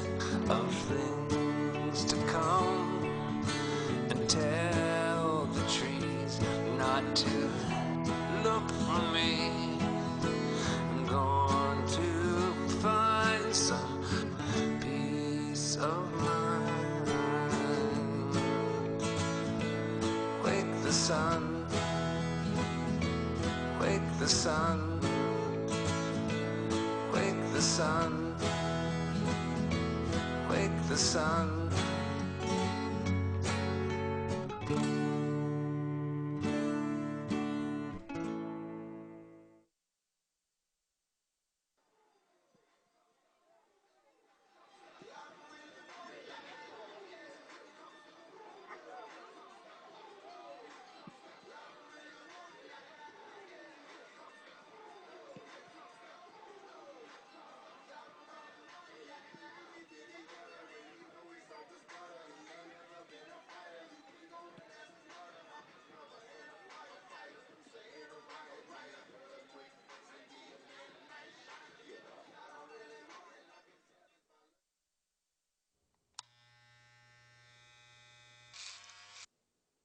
You've messed up your son's haircut. Mom? Do you A, try to fix it? Like it never happened. B, work with what you got? Or C, show solidarity? Thank you, babe. As a parent, there are no perfect answers. But you don't have to be perfect to be a perfect parent. Thousands of teens in foster care will love you just the same.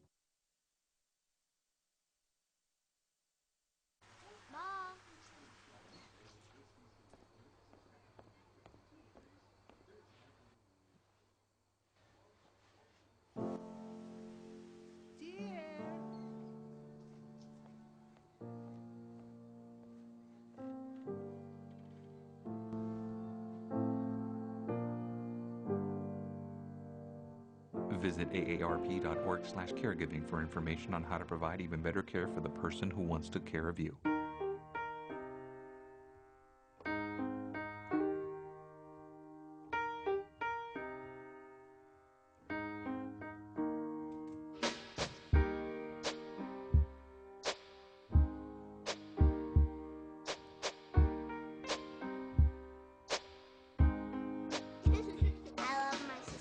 My heart doesn't see race.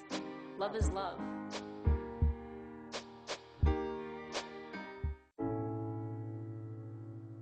I guess sometimes things just happen. Devastating things. Your whole world changes in an instant. That's what happened to me the day my mother had a stroke. I'm Paul George, and I want you to spot a stroke fast. F, face drooping. A, arm weakness. S, speech difficulty. T, time to call 911. Protect the ones you love. Spot a stroke fast.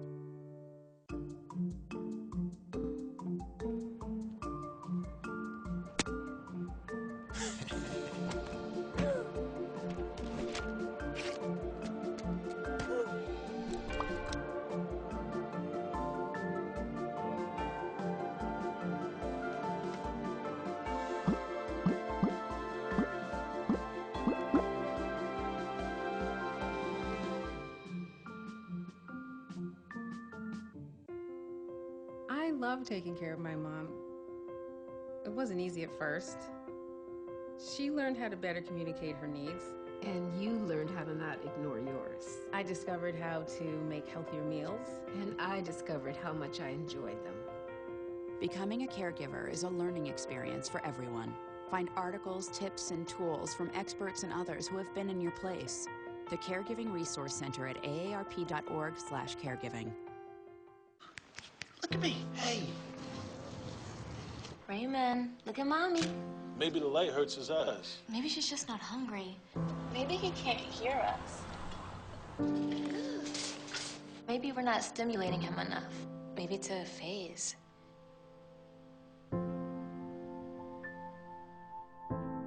Avoiding eye contact is one early sign of autism. Learn the others today. The sooner it's diagnosed, the better. Being prepared is a part of who you are. But it's especially important in the case of a disaster. Be informed about possible emergencies in your area. Make a plan that covers where you'll go in an emergency. Build a kit with the things you need to survive.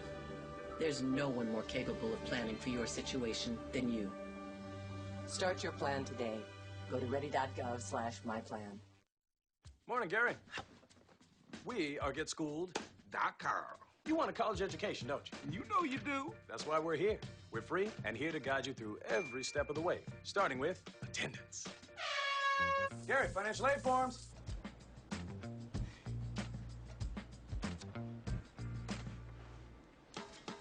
Picking a college, man. You and us. We go together like tacos and Tuesday. And I love tacos. Go to GetSchool.com. Marie, you have prediabetes. Prediabetes? I don't have time to eat right or exercise. I'm a busy mom. Oh, you're a busy mom. Yeah. This is great news. Busy moms never get prediabetes. Wait, what? Let me just... Yeah, this is all the people at risk for prediabetes, and way over here, busy moms. No?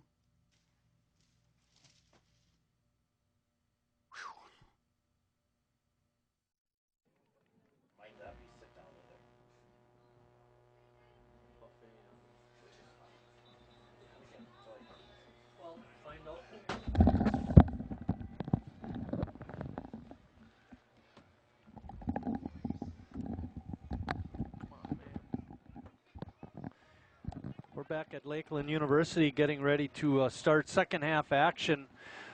Adrian with a late score took the lead. Lakeland had an opportunity to score even later, but couldn't capitalize. But we did get some nice stats from Adam, the AD out here. What do you got there, Chris?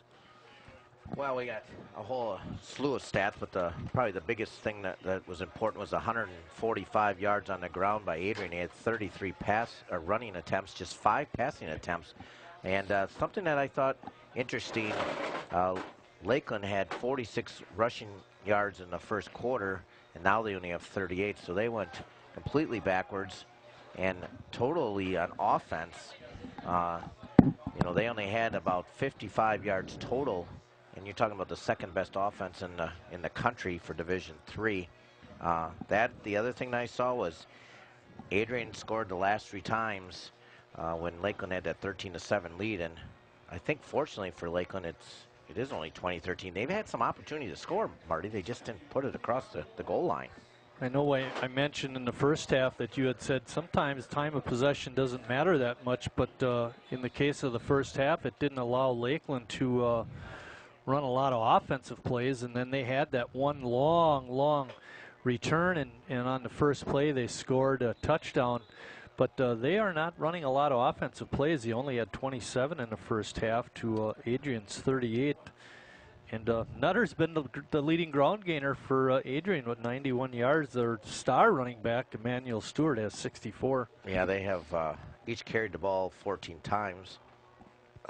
But I will say this, time of possession will wear on that defense. It's almost 2.5 to over 2 to 1. 20 minutes for Adrian and about 10 for Lakeland. So good thing is they're only down 7, Marty. Yep, they've got plenty of time. And they're not down by a lot. Okay, we got trips off to the left, 2 wide receivers to the right. Whitley is alone in the backfield. A quick out to the left, and making a catch was Stewart. Wow, could be that cell service again, Mary. Oh, there you go. Our monitor's on the fritz. Yeah. It was working good till Chris went out at halftime. Another quick one out to the to Stewart, and he gets around a couple of tacklers, and he's got a first down. That first pass play went for about 6. This one went for about 8. And it's getting a little darker, Marty, and it's supposed to rain later on. Been pretty lucky. I thought we were going to get wet all You day. and me both. Wow. Wow, what a tackle that was.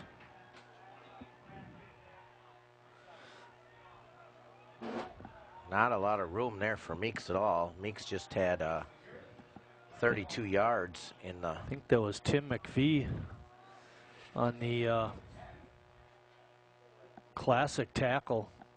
Hit him with the shoulder pad, lift up his legs, and then drive him into the ground. Well, Meeks had 7 carries for 32 yards in the half, but he had 32 yards in the first quarter, which means his last 3 he had no gain, and there was another no gainer for the running game.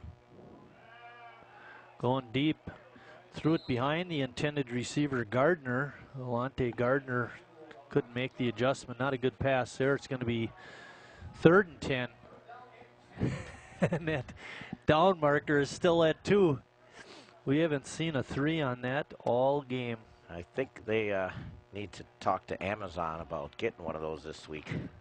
They could maybe get it before the end of the game. They have a nice field and score box, but that's kind of important too and not a major purchase. Whitley steps up in the pocket. He's got a man wide open. He's got the catch. And getting wrestled down at the 20-yard line was Jamal Hawkins Sconyers. And he was one of the leading receivers. Actually only had 1 catch for 31 yards in the first half, and there's another long one. Boy, oh boy. Well, that would have been 6 if it wasn't for the wind. Whitley's pass just couldn't get to him. Fake handoff. Got a wide receiver open, and making the catch at the 2-yard line was Sconyers again. Wow. Had it, didn't have it, had it. And this is all into the wind. I think the wind is going to be a big factor in that 4th quarter and an advantage for the Muskies.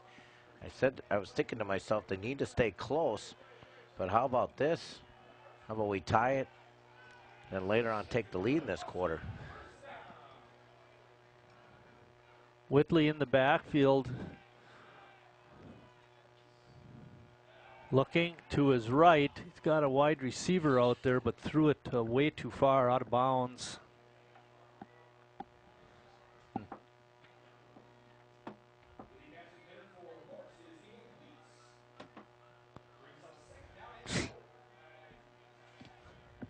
Oops.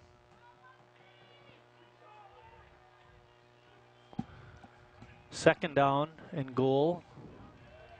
Whitley keeps it, and he gets hit right near the line of scrimmage and pushed back. I was just thinking about running that play, Marty.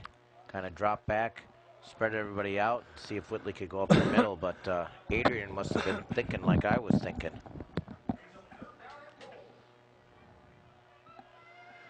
Lakeland has not shown a big back look all game. I don't know if they do that, but when you get this close to the goal line, it's nice to have that option. Yeah, so we were here not too long ago. 3rd down again. This is how they ended the first half. Whitley again gets it inside the 3-yard line, but again he gets stacked up and pushed back, just not big enough to contend with those big Bulldog linemen. Well, this would be a major disappointment, Marty, if they can't get a score here. Yeah, really. I think it's with I don't think it's our monitor that's messed up. I think it's just the relay. Could be. And now we've seen this before. 4th down again at the 3-yard line. Nobody in the backfield. Gardner is the slot on the right. Eddie is the wide receiver. And a catch is made by Gardner. And it's a touchdown for Lakeland. They finally convert on a 4th down. They were 0 for 2 in the first half and finally connected on this one. Nice throw, great leaping grab. Nice start. And a extra point away from tying up the game.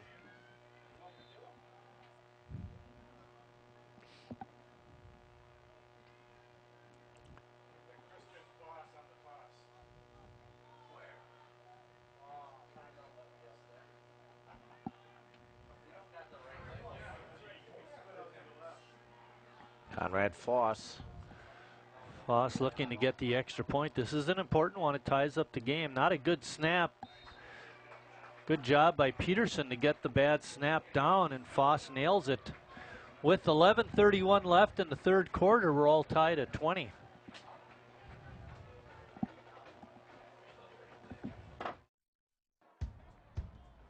We taught him how to hit a baseball,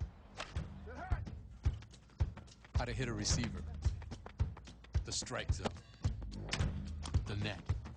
You taught him how to hit the upper corner. You even taught him how to hit the open man. But how much time have you spent teaching him what not to hit?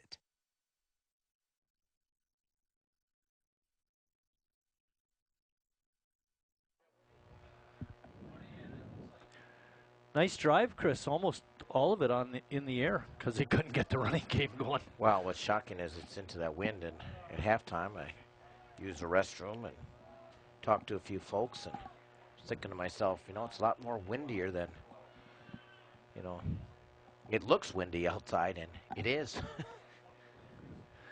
That American flag on the north end of the field has been blowing all game, and I know we talked about it earlier, but during the interview prior to the game, it seemed pretty breezy down on the field. We had to keep a hold of our sheets.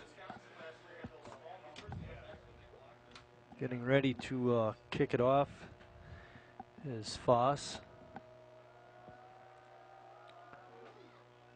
It's a bit of a squib kick taken at the 30, and that's where Adrian will get it. My coaches tell me to lay down on the ball when it comes to me, so I do. Even though if I was him, I would have picked that up and ran. John Hessler on the recovery.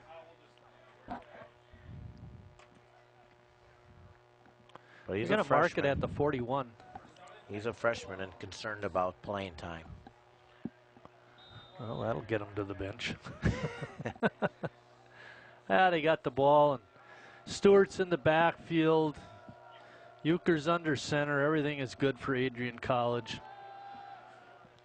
Oh, not much there. Power football off right tackle. Darling, one of the tacklers in there. Also getting up off the pile was Jerry Stokes. Second down. Back to the quick offense, Chris.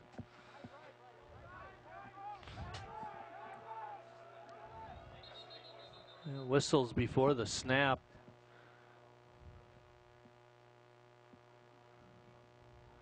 Three, 6, 7, 8, 9, 10, 11. Do over. Yeah, do over.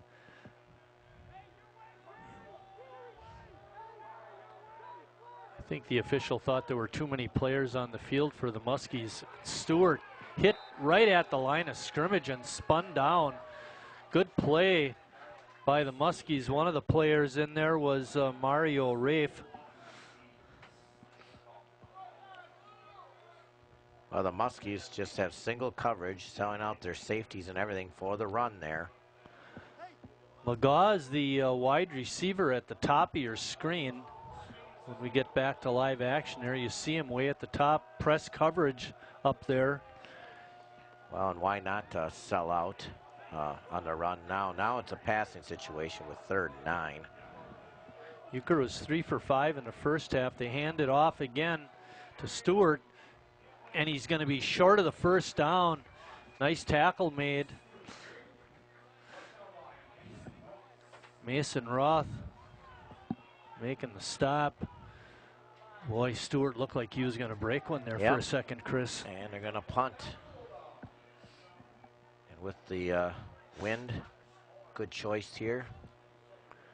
Again, though, it's interesting, Adrian refusing to throw the ball. Yeah, and they have the wind, yep. Yeah, exactly. Good point. And you have the wind. 3rd and 9. It wasn't like 3rd and 5 or 6, which they begin to run.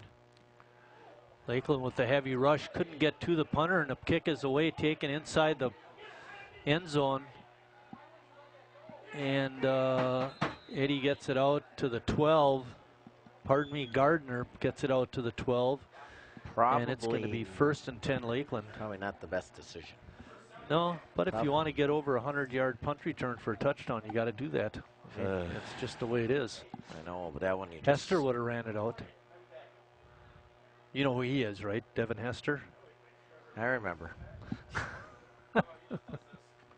All time leading kickoff punt I think returner. he is, yeah. You know, who did he beat?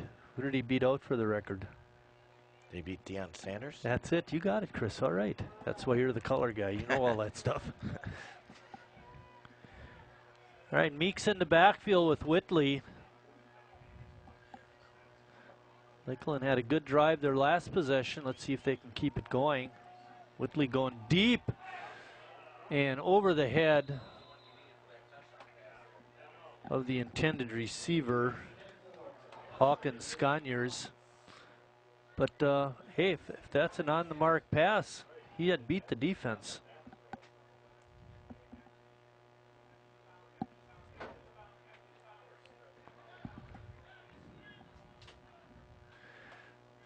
No backs again, Marty. No backs again. That allows the defensive lineman to just tee off and see what they can do. And it's a quick out to Meeks, avoids one tackler and gets it out near the 18-yard line. It's going to be 3rd down.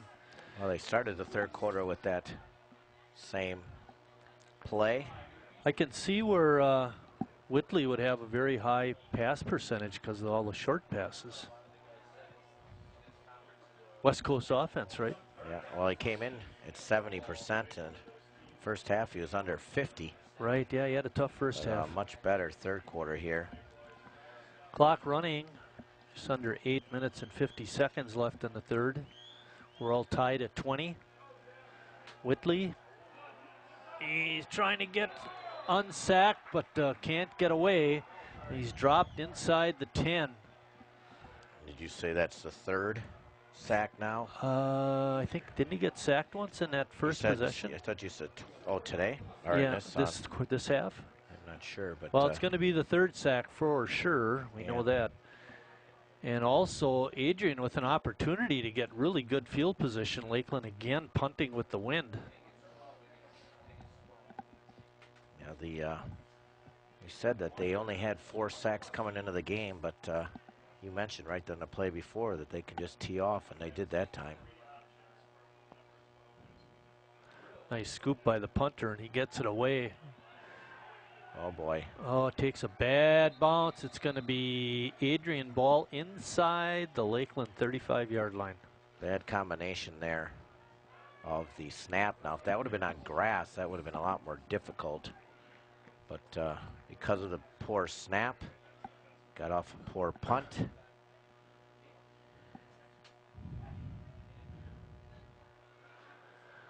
It's a great job by Harrison to scoop the low snap and get the kick away, but it's difficult when you're trying to kick against a strong wind. Euchre at quarterback, hands it off to Nutter. Nutter's over 100 yards now, Chris. That's a 14-yard run. Make it 15 yards. He had 91 going into the second half. Well, they have Stewart, which is more of the speed back, and then Nutter's more of the bowling ball type back. Yeah, isn't that the truth? Nutter is 5'11", 231. Euchre looking, throwing over the intended receiver, Randy Fry. Looked like he had a great opportunity, but Euchre just not able to deliver a catchable pass. That was pretty good. And I don't agree with that play at all either, though. They're running very well with Nutter there, but should have been 6. 2nd down and 10 in an I formation this time. Pitch out to Nutter, gets tripped up. Good stop made that time by Omen Smothers. Just got a hand on his foot and was able to trip him up. Only a gain of 1. It's going to be 3rd down and 9.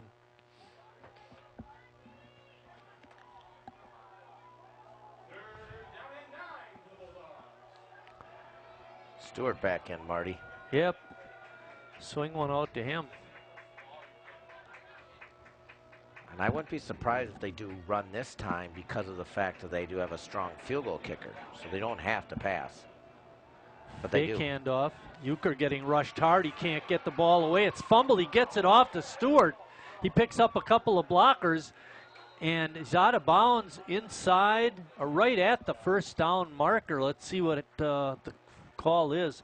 Here you see him get, Euchre gets hit, and he was able to flip it off to Stewart. A great play by Clayton Euchre. Well, there's where the 6'6", 220-pound quarterback is tough to get down, and because of his size, gave himself a little bit more time to get it off to Stewart, and turned a big loss into a big gain. Nutter from the 11 gets it down to the 9. Good presence of mind by Clayton Euchre on that play to get it off to his running back, and that does go as a completed pass too. Tough break for the Muskies, to say the least.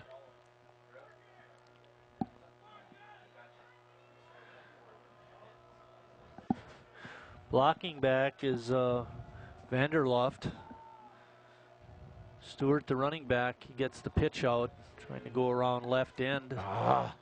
And it's knocked out of bounds. Lost a yard there, Chris. Lucky. I thought we missed a tackle there. Boy, they had a lot of success running right.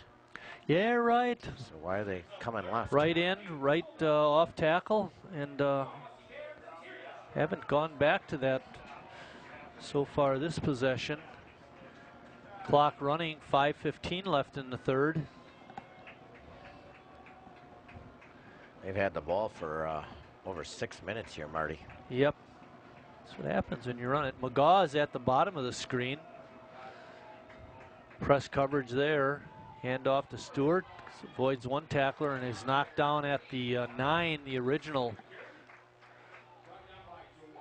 Well, not the original line of scrimmage, but it's going to be 4th and long.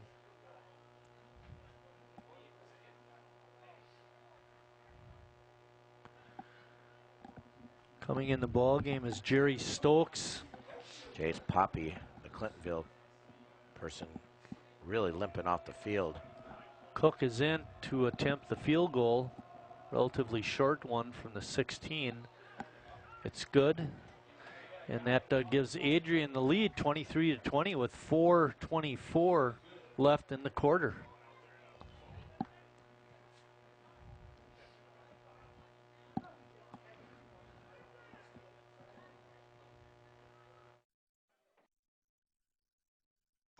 This is the story of a boy who is very sensitive to lights and sounds. So he built secret hiding places where nothing could get in. The boy didn't like looking people in the eye. It made him feel uncomfortable. One day, he found out he had something called autism. His family got him help. And slowly, he learned how to live with it better. Early intervention can make a lifetime of difference. Learn the signs at autismspeaks.org. I give up. Back at Lakeland University at Taylor Field. Brand new facility. I know we mentioned it before, but this is awesome. This is really nice. It is. Cook. Got a hold of that one, Chris. Hit that one out on Utah Street. If you're a baseball fan, you know what I'm talking about.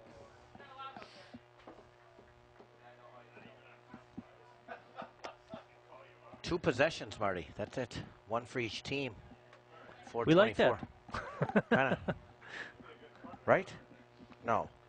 No. Lakeland ran it down for a score. They came back. No. 4-3. And had a punt. Yep. Lakeland had it. Yep. Didn't do anything. Possession. So this will be the 5th possession of the quarter. I was wrong. Yep. I didn't write something down right. That's all right. You'll still keep your job. You know how long we've been doing this? It's been a long time. When you combine the two, let's say we've been working together for 15 years. That's 30 years. More than that. I know. Like It's been longer than that. But my point is, we're looking at over 30 years. We've never gotten a promotion. There's a reason for that. Oh, nice out pass. And nice catch and run that time by Jody Harrison. Gets it out to the 36-yard line. Sometimes I think Scott would like to replace us, but I don't think anyone really wants it either. Hey, he may want to replace us, but I can't tell you the number of times we wanted to replace him. Take that, Scott. I don't think that's true. We'll keep Richard and Greg, though. Yeah, right. Hey, Sergey's not too bad either if you can keep him off his cell phone. Well, I like Scott because cleanup goes fast when he's around. Oh, Whitley. Oh, stealing the ball away was Lawrence Austin. He wanted a fumble and run it back for a score, but the referee said Whitley was down. There you see the nice replay of him trying to wipe it away. I kind of like Scott when he's here for the setup because when things don't go very well, he's really good at troubleshooting. Yep. The other thing I like about setup is you don't show up for it. like I can do anything. Deep pass over the middle, making the catch and running for the touchdown, Desmond Eddy. Oh boy, 58 yards. Nobody in yellow shirts was in the area. A nice pass and catch to Eddy. Boy, that was slick. Eddy's third TD of the season. Puts the Fish back in front. And I like the fact that they're doing this into the wind. You're right. 2 long passes. One to set up a touchdown and this one for the touchdown. They've almost doubled their yardage just here in the half. In this quarter from the first half, yeah. Yep. Fake. Peterson not able to get the snap down. Should have thrown it earlier, son. Yeah, did what he could do, but gotta throw that right away. It was not a good snap the extra point before. He was able to get it down, but just not able to navigate that this time. Well, that's but two missed field goals are extra points, Marty. Yeah, that's too much. And it's a field goal game when you have Cooks on the other side. With 3:09 left, Lakeland on top, 26-23. Also, this extra point means they would have to score a touchdown to take the lead. Now they just have to kick a field goal to tie it. And Cameron Cook he's pretty good. Yep. You know, if he would have thrown that right away, he would have had him. Yep. Oh, you know the other thing you're risking? A guy runs up and picks it off, can run it back for 2 points. That's correct. Now that's only in college football, right? You can't do that in high school or the pros. I think you could do it in high school. Really? Holy cow. I'm not sure. I think that's in high school. And I think in the pros, too. Boy, I watch all that football. For what? Conrad Foss boots it. Picked up at the 20. Is that Nutter? Whoever it was got buried at the 35. I'm going to mark it at the 36. That was Xavier Richmond on the return, a freshman.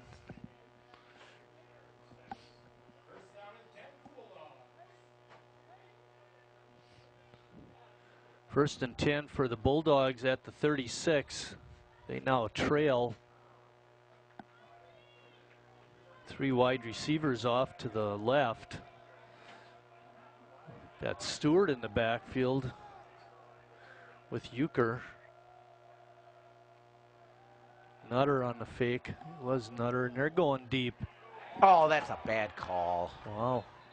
Well, we couldn't see what was going on below the waist from our angle, but you're right. I thought he had great coverage. He had inside position. Joe Starks on the coverage. Didn't look like his hands were anywhere near him. That's not a good call. And they haven't had one like that the whole game. Let's see what we got here. Press coverage. Yeah, they're jostling, but not like...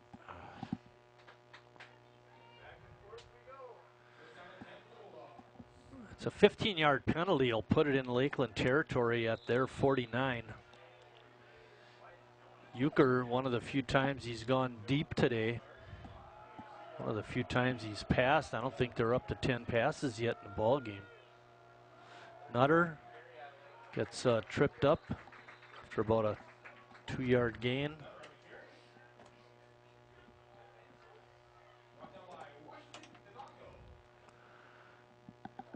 McGaw, number 9, is on the right side of the formation in that slot position. And Fry is the, Randy Fry is the wide receiver.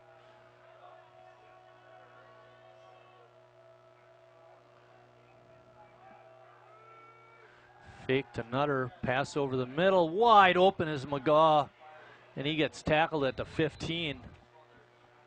He was too wide open, Chris. Yeah. They ran, really, it was a stack almost, not, I had one guy in the slot and one out, but it was really more of a stack, and McGaw broke wide open. Yeah, what you add to is two receivers running basically the same routes, but they separated their depth. And he went to the inside guy who cut into towards the middle first, and then the second guy was going to go, and there was no Lakeland defenders because we've mentioned before the safeties have really been playing the run, and that's why that area was wide open. And we're going to have a timeout here, I believe, by the Fish. Lakeland takes a timeout with 1:52 left in the third quarter. Adrian on the move. We mentioned this earlier, but we'll mention it again next Saturday, October 14th. We'll be right back here when the Fish host Benedictine University in homecoming 2017. And that'll be our final game of the year, Chris. We need a couple wins. We are only 2-5 on the season. Win today and win next week would put us at 4-5, which would actually be one of our better seasons over the last couple of years in terms of wins and losses on TV games. It's a lot more fun when their teams are winning, and it's an exciting game, Marty. By the way, Chris and I are going to get together and work on the basketball schedule, so if you fans have any complaints, call Chris. All righty, here we go. First down from the 17-yard line. Stewart a fake to him, out pattern way over the head of McGaw. He was being covered up by Oman Smothers.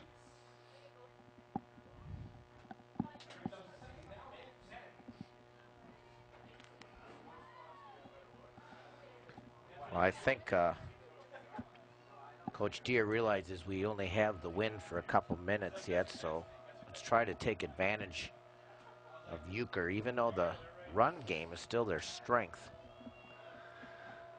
They are in field goal range, though, Marty, so I would definitely keep it on the ground to at least go for the pitch out to Stewart, trying to go wide. Wow. Lakeland strung it out nicely. Stewart maybe a yard at best. Yep. See, they just do much better, I think. Just right up the middle or just off the tackle to the right. Yeah, at least that's now another thing. You're right. You'd mentioned it earlier in the quarter. They have not gone to the right side of the formation much at all with the run. Well, I think what they're setting up here, Marty, is this left hash here for a field goal. So if this is incomplete pass, yep, I hear you. It'll make it easier for the field goal for Cook. Fake handoff to Stewart. He's got a man open in the middle, Fry, and he gets blasted at about the 6.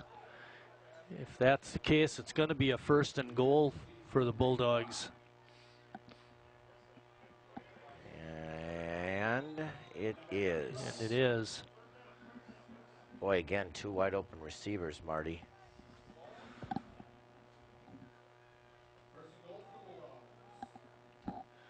Pfister and Pfister and Bukutz come in, 46 and 45. Nutter is the deep back. He takes it up the middle, gets down to the 5-yard line. Put in their power running formation, guys, Chris. Brought in 5 different players. The up back, the blocking back is Caleb Vanderloft. We mentioned his name a number of times. He's been throwing some pretty good blocks and got another good one there. And Nutter's down inside the 5 to about the 3. And that'll probably be the last play of the quarter. 15 seconds left. A couple of the Lakeland players have been hobbling the next couple plays. I think they're just going to hold off and run this 3rd down play at in the start the 4th quarter. We're at the end of 3 quarters of play. Lakeland on top, 26-23.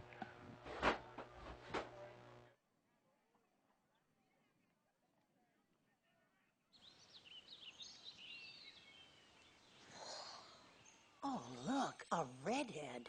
Staring contest.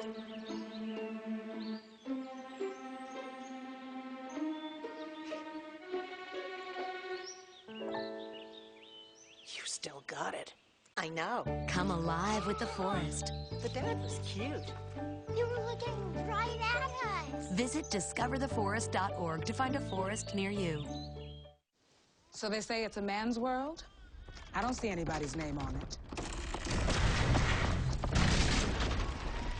While they were doing their thing, we slowly changed ours. Today, women can do anything men can do. And there's one thing we're even better at.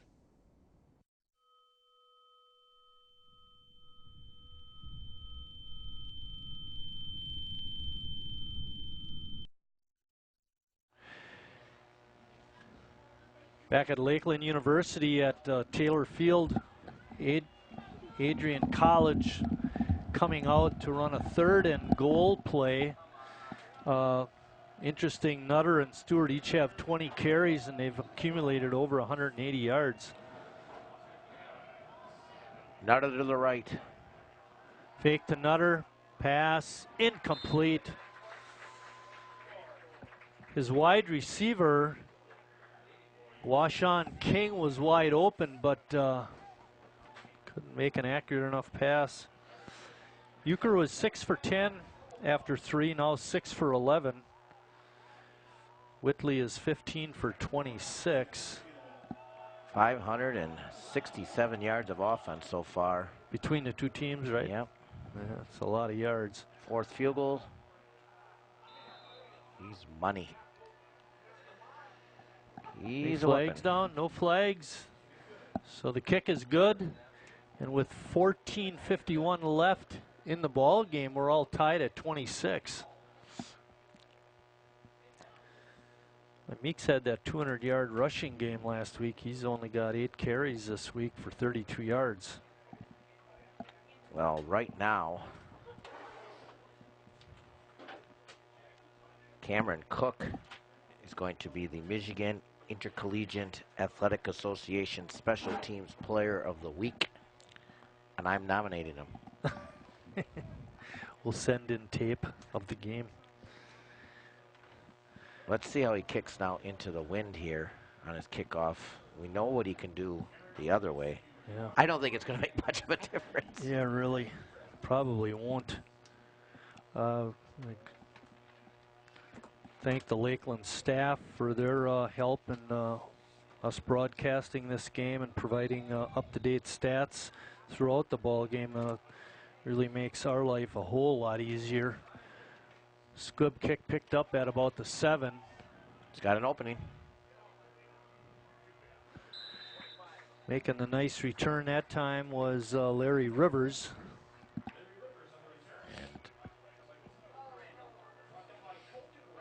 Colton Randall, I think, make the stop there. Muskies will have it first down at the 28-yard line. We're all tied up. They've moved the ball better in the second half. I'll tell you, the second quarter was pretty dismal, and we talked about that already. Yeah, well, they had 156 yards. Now they have 303, so like I said, almost equal the first half output. In one quarter. Now we have the wind. Whitley kept it, but only got about 3 yards. Thought he needed to wait just a little bit longer to and then pick his spot. He didn't let the defensive linemen get steered out of their lanes.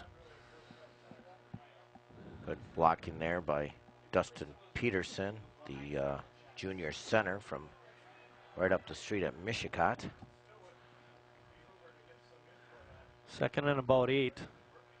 Whitley back. He takes it right up the middle again and leans forward to about the 37. I think he's going to be just short of the first down. It'll be 3rd and 1. These are the kind of situations that Lakeland has not been real good with, simply because they don't have that power running game. Stephen Reagan that time getting out to block. Number 62, the 285-pounder from Ryan Fram Indiana. is a 6'3", 325-pounder from Rhinelander. He's number 79. You might want to think about running off a left tackle. He don't skip a meal over at the cafeteria, which Whitley is a good thing. Lets it go off the hands of the Lakeland receiver, Jody Harrison. It's going to be 4th down. 3rd and 1 you had. Yeah.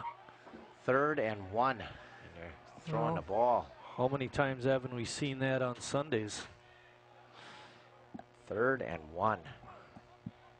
Can't get a yard. All right, I got a play for you on this punt. A fake. No, I don't like it at all. Here's an opportunity. Now they get a chance to kick with the wind, and there is no wind. The flag is just hanging limp on the flagpole. Ay, ay, ay. I told you it'd be a big advantage to have the wind in the 4th quarter. But up back, through the middle. He's got the first down up to the 39-yard line. Marty. Thank you. Good day, Paul Harvey. Making that run was Jake Reichlow. Don't like it, but it worked. Don't like it, but it worked. Yeah. A little gutsy there. Lakeland on the day is 2 for 4 on 4th down attempts. Wow. Eddie down at the bottom stacked with Sconiers. Whitley up the middle. Why didn't they do that on 3rd down the other way? You wouldn't have to risk that fancy punt fake play. Gets it up to the 46. It's going to be 2nd and about 3. They found something here with Whitley and that quarterback keeper. Hawkins Sconiers is right in front of us at the bottom of your the screen. linebackers up a little bit, and they do. Going deep. He's got Eddie out there. He makes the catch. Touchdown, Lakeland. 54 yards. Whitley with a great pass. How do you let him get so far behind you? He burned that cornerback, that's for sure. He's five yards behind Eddie, and he takes it in. Desmond Eddy with a long touchdown play. Lakeland sideline real happy about that play. Wow. See if we can get an extra point. Foss drills it. Eddie. It's now 33-26. Eddie with 2 plays, catches for over 50 yards. Last 2 scoring drives. And 3 out of 4 possessions now they've scored. He's not even on the list from the end of the 3rd quarter stats.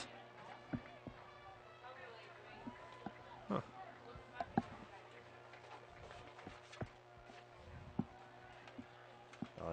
Interesting. He only had. Didn't he have a long touchdown one? Yeah, right here. That's at 58 yards. That's what I had, and now this one I have 54 yards, or was it 52? You know. Right here. Yeah. But he's only got one catch probably, so he didn't make the... Right. So he's got 2 catches, both of them over 50 yards. And both touchdowns. How'd you do today? Not too good. I only caught 2 balls. Really? Yeah, but they were both touchdowns. Oh, okay. Both over 50 yards. By the way.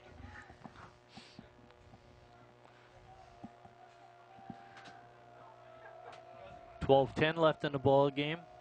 Lakeland up 7. Kick carries down inside the 10. Boom! Making a good stop out there on Xavier Richmond. I didn't catch who that Lakeland player was. Was that Michael Hilliard? Number 6. God bless you, Chris. Or is that Harry Carey button when you need it?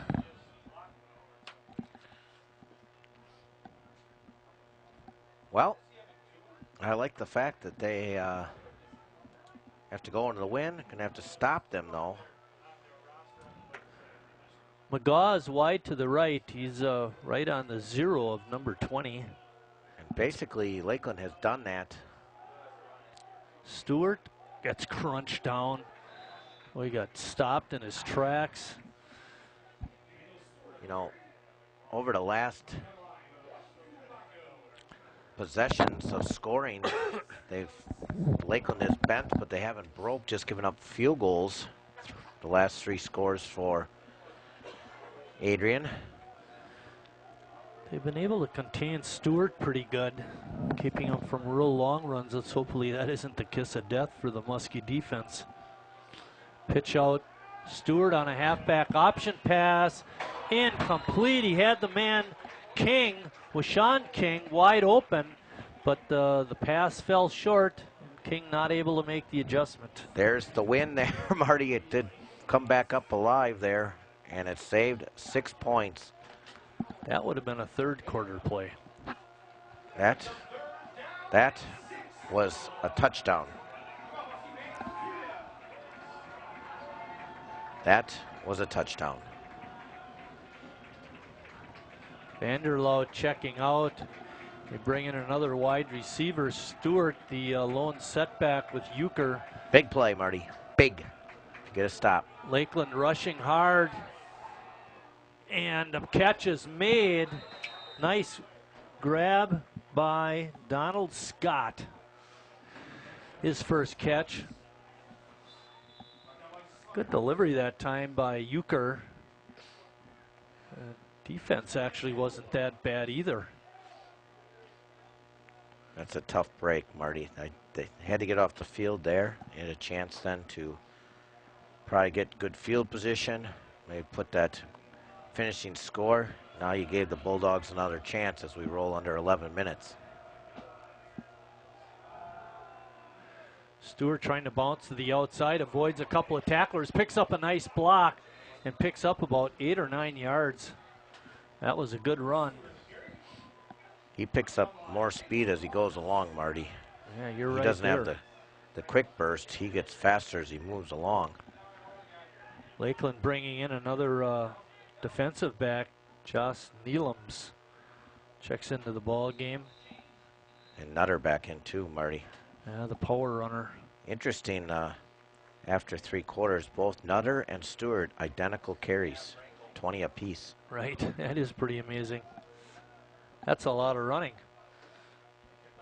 You know, we thought it'll be a 3-hour game. You know, it's just the game is longer. It's 20 minutes longer than not 20, 16 minutes longer than a high school game. But you thought though they put the ball on the ground a lot. A lot. Woo. You said in the opening, Adrian will concentrate on the run, and they have. Well, and then you supported that remark by talking about the difference in number of passes thrown by both teams. I think Euchre wasn't even half as many as Whitley.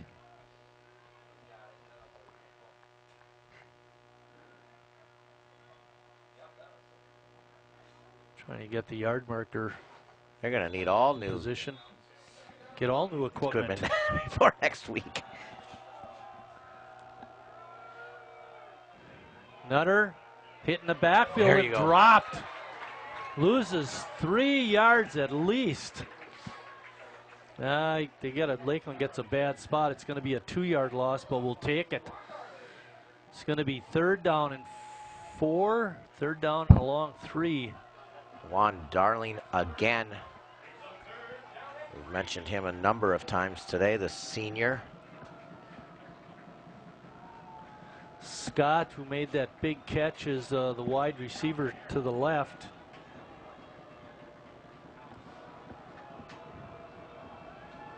Euchre. Handoff to Stewart. He cuts it back, and he's through the middle of the line. He's going to have a big gainer. He's going to go to the end zone. Touchdown, Adrian. Boy, oh boy, what a quick cut in the middle of the line, and then he just broke away from the defense. Didn't you just say a couple minutes ago?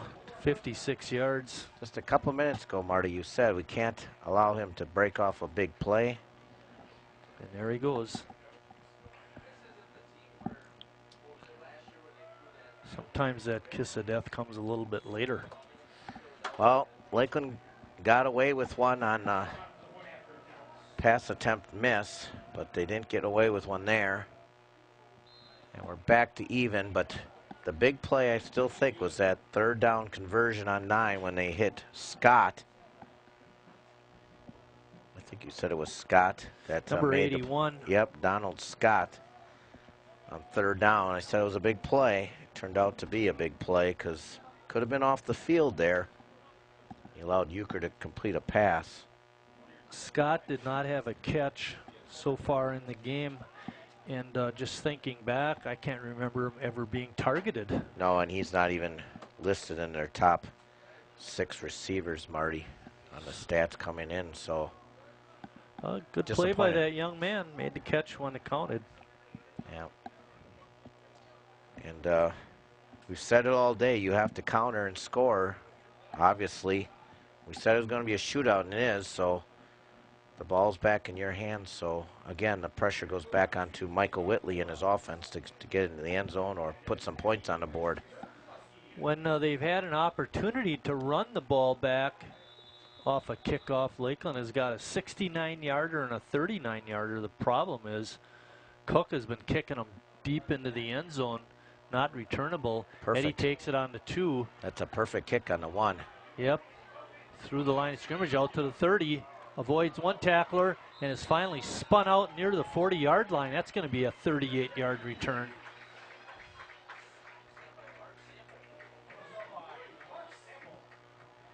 Wow, they're exciting. Desmond Eddy has well over 200 yards basically overall if you include all his kick returns and calling them. It's all part of offense. Yep. His 2 touchdowns. And he's right back out there in great field position. They've gotten a lot of good returns, Marty. Yeah, you're right. And that's one weakness of empty backfield. Michael Whitley been running a lot of up the middle stuff. Quarterback draws, deep pass, incomplete. Desmond Eddy, the intended receiver, but he slipped down, couldn't make the grab. I'll tell you, they run a lot of vertical routes. There's not a lot of stuff like over the middle or outs. All the guys were deep on that one. Give Desmond Eddy a blow here. Just a sophomore, but he's a little tired after those 2 plays. Blandra Meeks is a wide receiver out here to the left at the bottom of your screen. Timeout by Whitley. Something that he didn't like in the defense. There's 9:27 left in the ball game. We're all tied up at 33. Lakeland, and he's going to have a 2nd and 10 play from the 40.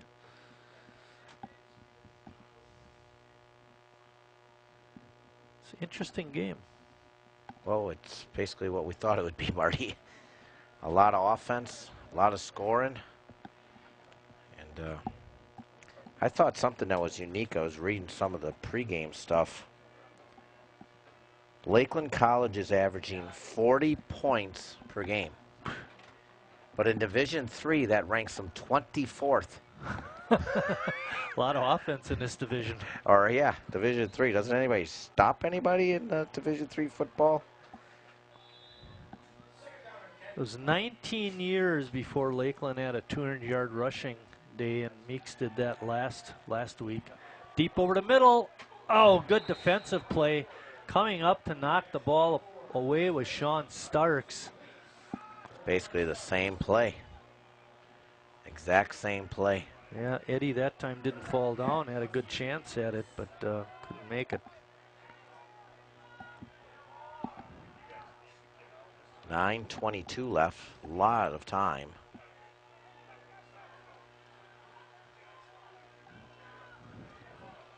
These two teams were separated by a touchdown a year ago, and looks like it's going to be the same way today. Adrian came away with the win last year by that one score. Right over the middle, catch is made, and knocked down at about the 31 was Jody Harrison. Harrison, the #1 receiver, coming in. I like that play, Marty, because they've always kind of been going to the outside. That time they worked to the inside a little bit, and good point, Chris. The safeties were all kind of squeezing to the outside, which created a little opening in there. Good thinking by Whitley. They don't run many button hooks. No. We saw him run that out early in the game, but that's not the case very often. Whitley back, out pattern. Catch is knocked away. The pass is knocked away. I thought Eddie had the catch, but the defender made a good play. That play should have worked too. Had them all set up, but yeah, that's a dangerous pass, Chris. If that receiver is reading the out pattern, he cuts up. It's a easy pick six. Well, Lakeland has basically decided with the wind and with Michael Whitley, who had been averaging almost 50 throws a game, and let him throw. Whitley up the middle, looking for room. He breaks through, pile of Bulldogs, and gets it down inside the 20-yard line. To the left, to the right, to the left, to the right, to the left. First down, Muskies. Those feet, look at those feet move.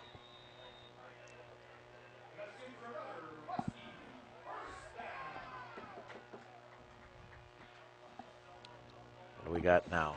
Well, we're going to still keep a back there this time, Marty. Eddie, he's not going to be a blocker, I'll tell you that. Right, swing one out to him. Fake handoff, deep over the Touchdown. middle. Oh. Harrison not able to make the grab. He was open, the pass was there, just couldn't pull it in. He wants to stay in. I can catch it next time, Coach. That was it. Yeah, he got to capitalize on those opportunities. 8:18 left in the ball game. We're tied at 33. Second down and 10. The ball spotted on the 19-yard line.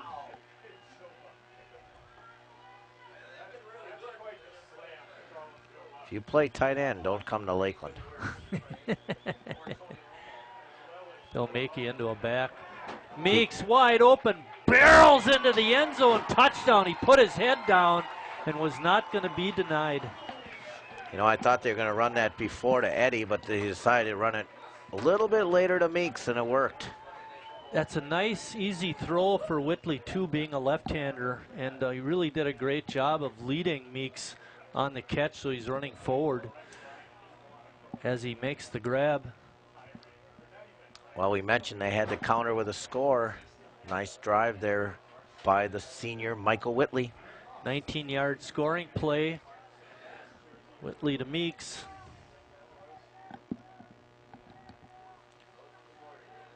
Extra point by Foss. The line drive is through. That makes it 40-33 with 8 minutes and 10 seconds left.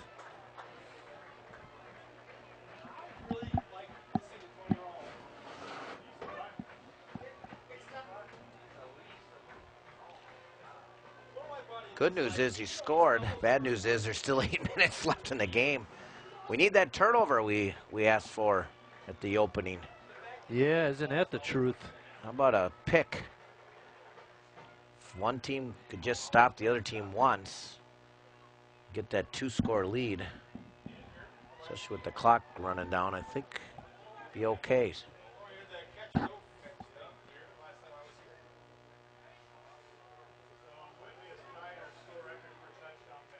One, 2, 3, 4, 5, 6 passes in the game, Chris, for Whitley.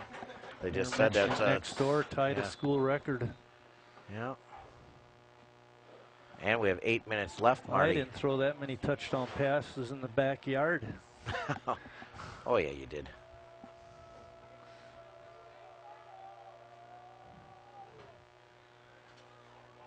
Kick drives the receiver back inside the 10.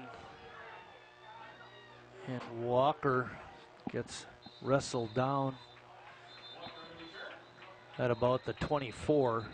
There's flags down too, Marty. Yeah. You know where Lakeland has always got pretty good kick returns.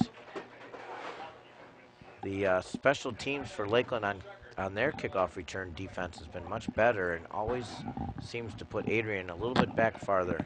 Let's see if there's a flag here to move Adrian back even farther. They've only had one penalty in the whole game. Maybe we can add a second. I was going to say, you mentioned about a perfect kickoff nowadays is almost one high and deep at about the 2 or 3 yard line. Then you try and run it out and you don't get to the 25 like you do now. If it's blasted in the end zone, you let it go, you get it at the 25. That's not too bad. No. Well, Cook's last kick was into the wind, got to the 1. Well, this is against Lakeland. Ay, Ah. ay, ay, ay, ay, ay, ay. Well, would have been better field position for Lakeland's defense is now out to the 34-yard line. See what the call is. They're still talking about dinner arrangements.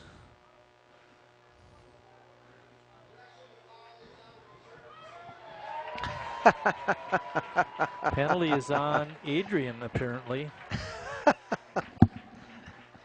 Well, if you watch football on Sundays, 85% of the returns there's a flag down, and it's most of the time, All righty, we like it better this way, right, Chris? Set out at the 34, they're going to start at the 14. Euchre, along with Nutter in the backfield. Handoff to him right up the middle. No fake pass, and then it's knocked down, almost intercepted by Mario Rafe. Well, if I'm... Euchre fooled me. I thought Nutter had the ball. If I'm Adrian here, I'm sticking with my bread and butter, which is the run game. But that wasn't the case there. Just under 8 minutes left, 7:56. Stewart gets a handoff this time. Jitterbugs his way up to the 18 or 19 yard line. It's going to be third and about 6 or 7. Darling on the stop. Clock running. 7:30 left and counting. Lakeland up 40-33. Stewart in the backfield with Euchre. We've got 4 wide receivers, 2 left, 2 right.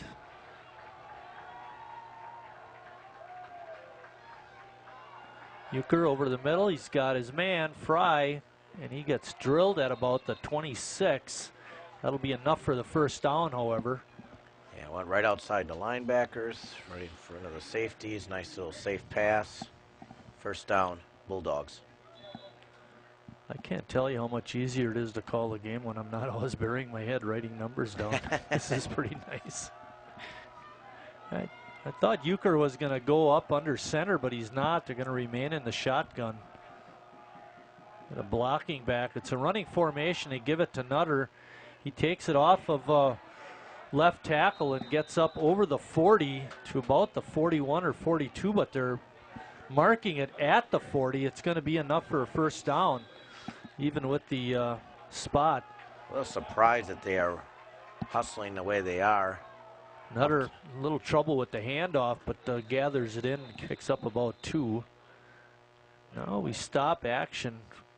Stop the clock. I don't know why. There was a flag on the far side of the field by the linesman. I don't think Adrian got set. I don't understand why Adrian's hustling here. They have 6.5 minutes left, Marty. 3 timeouts. Get yeah. You don't timeouts. You don't need to give Lakeland a lot of time if you score. Right. You don't have to rush. I mean, it's a long time. Penalty was illegal shift on Lakeland on Adrian. They said they have three timeouts left. Stops on first downs. Don't really need to rush to get down the field. Exactly. 1st and 15. Stewart still in the backfield. Be careful about him. Takes the handoff, trying to go wide left, and gets hit in the backfield and dropped for a loss. Good penetration that time. I didn't catch the I think it was Starks, Marty. Starks or made Stokes. a stop? Jerry Stokes. Jerry Stokes, his name has been called several times today. He's having a nice game. Yeah, and that was a big penalty, too. Adrian hadn't had many penalties, but they have 2 right here. They only had 1 up until that point, but 1 on the kick return and now on that false start. Stokes had 5 tackles in the first half, and one of those was a sack. Euchre back, looking, throws deep, and the ball is knocked away. A good defensive play by Bill Zhang.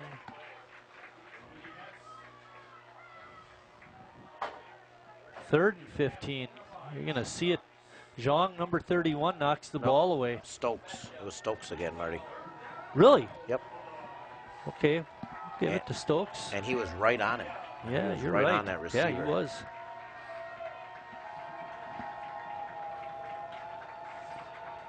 Just when I think I'm seeing better in the daylight. Missed one. They got to get to the 50. Take handoff. Euchre looking. Goes back to Stewart. He gets hit. He spins off of one tackler. Has he got the first down? It's going to be close. It looks like yes, they're going to mark it at just over the 50. It's going to be a first down. Ay, ay, ay. They had him stopped at the 42 right here, but a missed tackle. It was at the 40. Oh.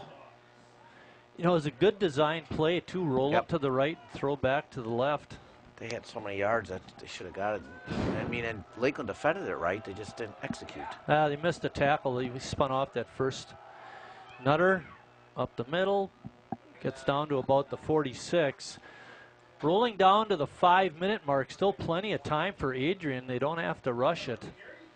But they are.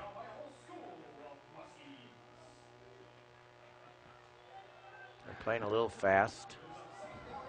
Randy Fry coming over to our side as a wide receiver. Michael Whitley jumping up and down, inspiring his defense. Quarterback. Another handoff to Nutter. He's through the line of scrimmage, and oh, he almost broke it, Chris.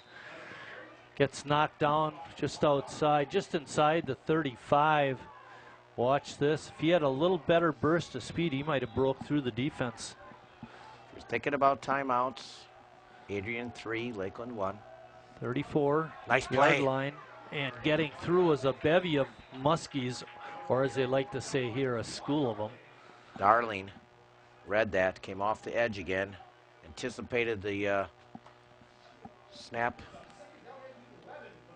Got a good jump. Slowed that one down for just a 1-yard gain. We're going to be under 4 minutes when this play goes off. 2nd down and 11. McGaw is the slot receiver at the bottom of your screen. Fry is the wide receiver. Handoff to Stewart, looking to go up the middle, and does. Leans forward to about the 31.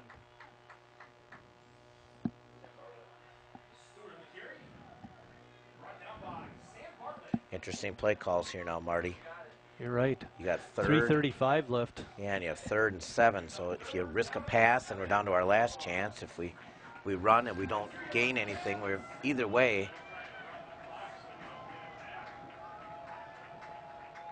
Stewart takes the handoff. He's through the line of scrimmage, rips through one tackler, and barrels over a blocker and gets it down to the 15-yard line. It's going to be first down from there for Adrian. Clock stops on the first down. 3:14 left. Way too much. Yeah, you're right there.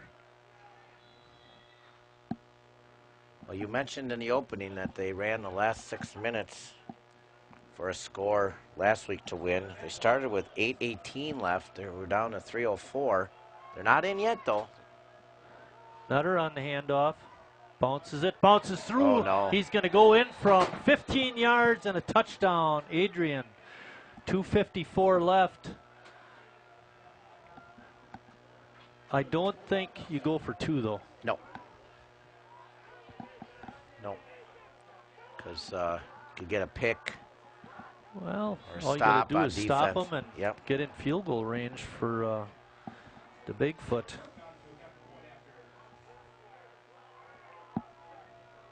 Oh, they're offsides. It doesn't matter. Kicker gets roughed. He's down. He's hurt. The kicker got roughed, and they were offside. There's the flag for that one. Cameron Cook limping. So you're going to have offsides on Lakeland and a roughing the kicker. And Ay, ay, ay. Well, the booth next door was pretty excited on the touchdown. Now they're pretty upset on the roughing the kicker call. now with this, Marty, I was watching Iowa and Illinois. And there was a personal...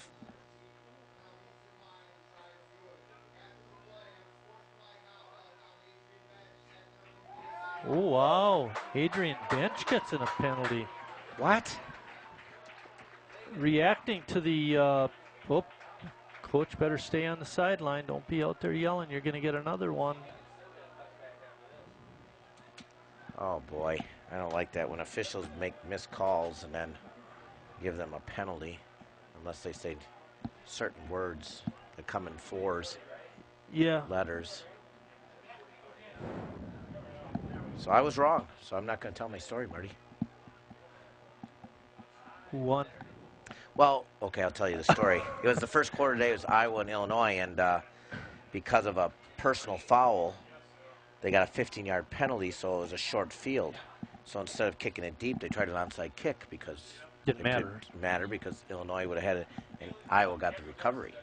Because, like in this situation so they here, cheated and they onside kicked well, and then they won. For example, here, instead of kicking off at the 35, they would have kicked off at the 50. And so they would onside kick it because, you know. Yeah, well, I see. So Illinois got burned twice. Burned twice. Not only right. got but it was a good call by Hayden Fry. by the Iowa. Well, wow. He's the old coach, isn't he? Yeah. So now, this penalty is going to move them. Well, we've had That's a post almost penalty, a two Marty. or three. Well, are we going to come back and play it again? No. No, this is wrong. This is not right. It's not right. Well, the question is, was there an offside penalty and then the roughing the kicker penalty? And then the penalty on the sideline of Adrian, because then it'd be like 3 penalties. Now Adrian gets a choice. You can take it at the 1.5 yard line and possibly go for 2. This isn't right. No. This isn't right at all. This isn't right. The officials aren't right. That sorry, looks Marty, like the case, right. yeah. No, they're calling the penalty on Lakeland. Well, Lakeland was offside.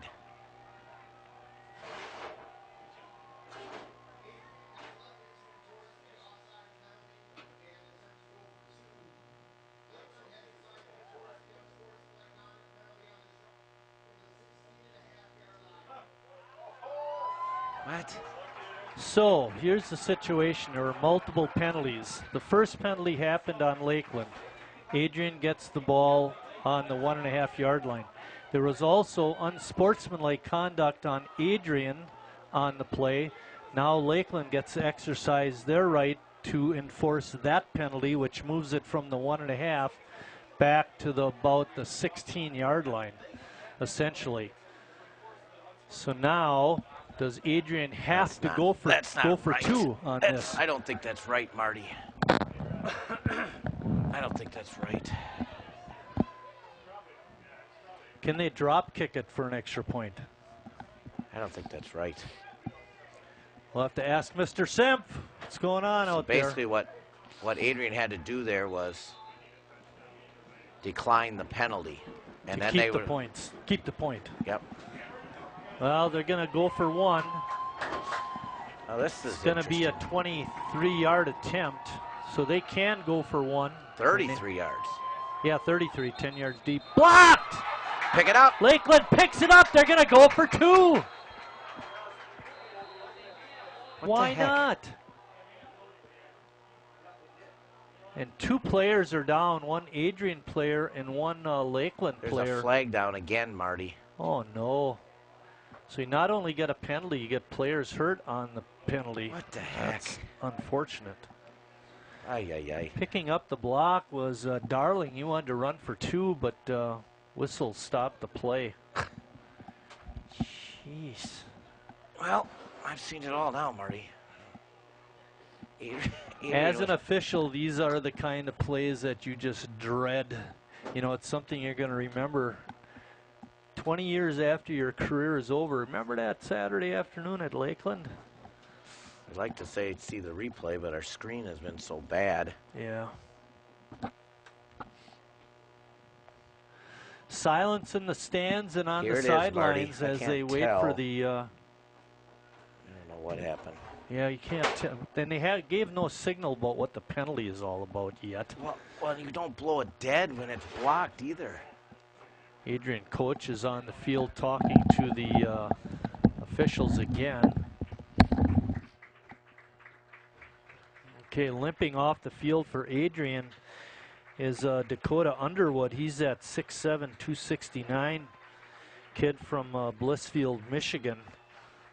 And coming off for Lakeland is Jerry Stokes, the sophomore linebacker from Missouri City, Texas. And yes, listen for the call on the... It was procedure, Marty. I didn't know what the penalty was, so that's why the play was automatically dead, so now he gets another shot. Okay, so it was on. Kick is up. And good. That ties it up at 40 with 2:54 remaining. And there was a 10-minute extra point. A lot going on. We're not going to go over it all. Well, Adrian got greedy and decided to take that off sides, and then Lakeland took advantage of it. Well, okay, then we're going to stick it to you and accept our penalty now. Then we get a block, but because they were legal procedure on the play was automatically dead before the kick was blocked. So that's why they couldn't pick it up and run it, because the play was dead.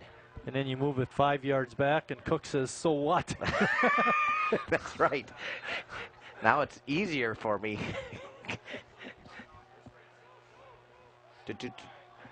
Now, one thing that's been positive is that we've mentioned this before is Desmond Eddy has had great returns every time it's kicked. And he's always coming towards us, Marty, right into our booth. Let's see if he decides to, they set it up that way again. Because all penalty infractions were taken at the time they happened, the ball is a kick from the normal kickoff spot, which is a 35. Line drive kick. Not going to a go out of smart bounds. play either. They're going to let it go out of bounds. Lakeland will get good field position with Now, I don't think the clock should have started, Chris. It should still say 2:54.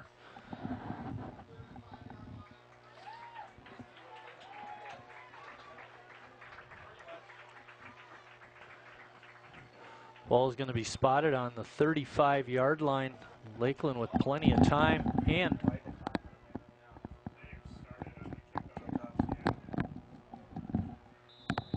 thought it's supposed to be started when it's picked up and returned.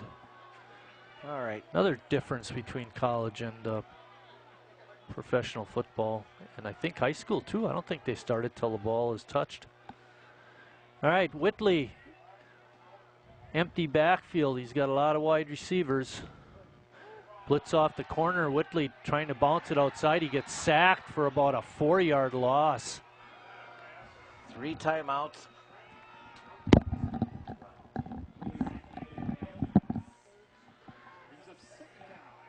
Three timeouts in the back pocket of Adrian.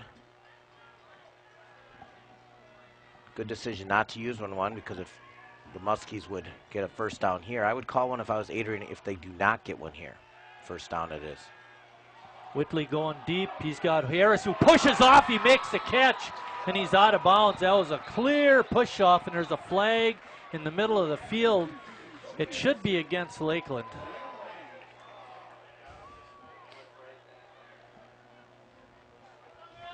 Oh, my. Oh, my goodness. Well, they got holding. It should be, you know what that should have been? Penalty on each team, run the play over. That's what it should have been. Lakeland catches a huge break. Harrison definitely pushed the defender. And we've seen that a bunch of times today, Marty, that they separate with their right catch. I mean, it's not the first time that's happened today. So is that kind of like an umpire having a consistent strike zone even though it sucks? No.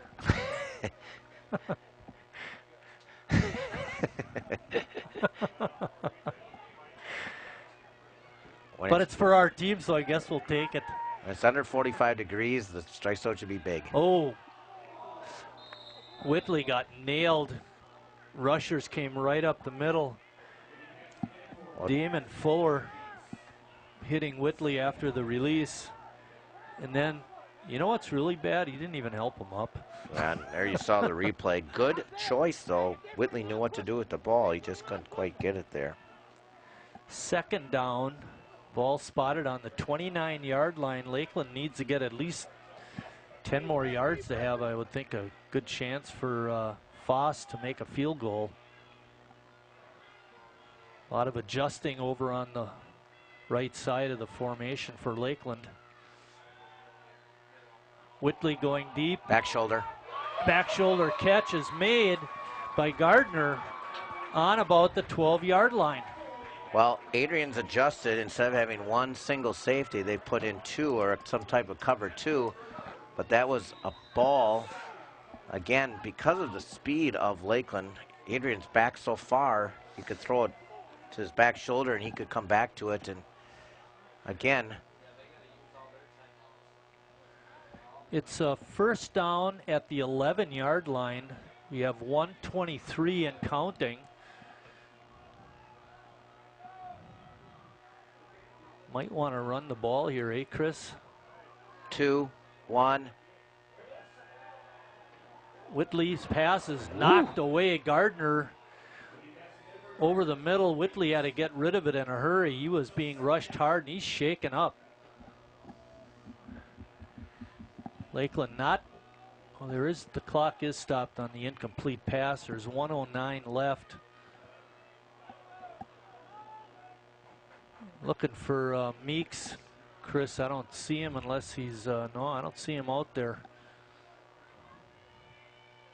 Whitley over the middle. Touchdown. He's got his man. Touchdown, Lakeland. Desmond Eddy with another score.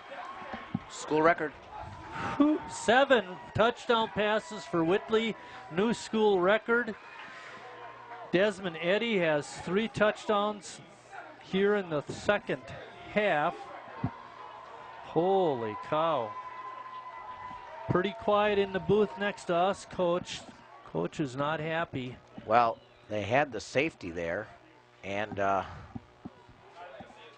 don't know. They just went right in front of the 2 safeties and completed it. And the game's not over yet. There's still 1:05 remaining. Good snap and set. Foss's kick is good. It's 47-40. 1:05 left.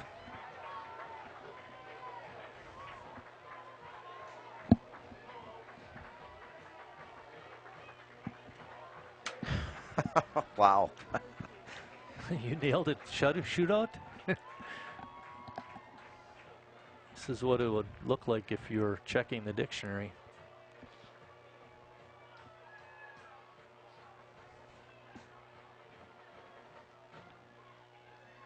Well, there's no question that You're going to see it again.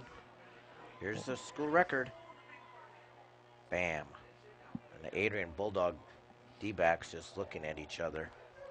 Right. So they've gotten carved up. You know, it looked like there might have been a guy in the vicinity, but he just didn't react. Carved up in the second half.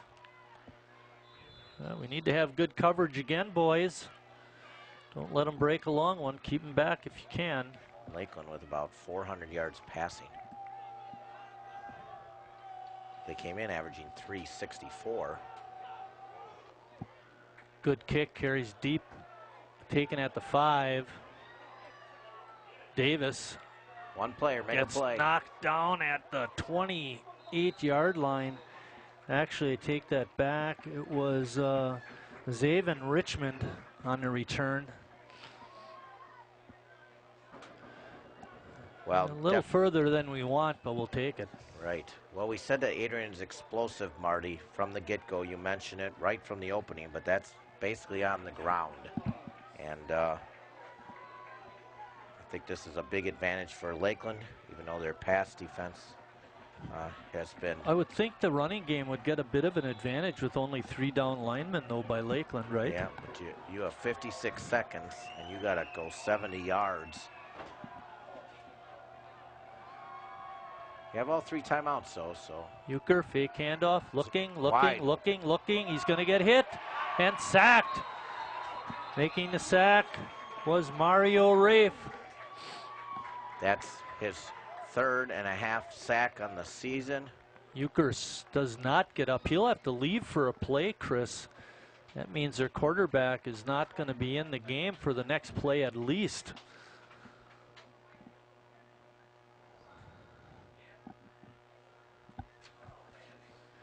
Is that right? Rafe is 3rd?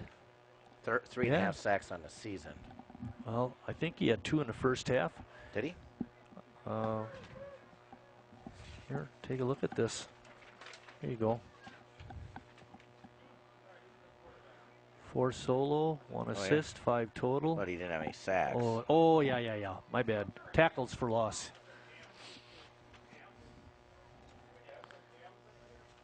Well, he's got one now. Well, the backup quarterback is Hunter Ham. Hunter's thrown 16 balls on the season, 9 complete for 135 yards, including a 40-yarder. We don't need that right now. Yeah. Well, it's nice to see Clayton Euchre walk off the field. He got hit pretty hard by Rafe. He jumped him on the sack.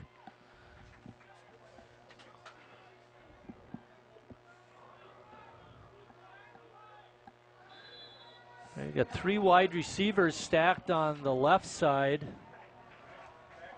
On the bottom is McGaw. He's being guarded by Smothers. Fake handoff. Ham back. Nice deep ball. Over the middle. And the catch is made. Woo. Nice grab that time by Jaron McGaw. Ooh, that sophomore can throw.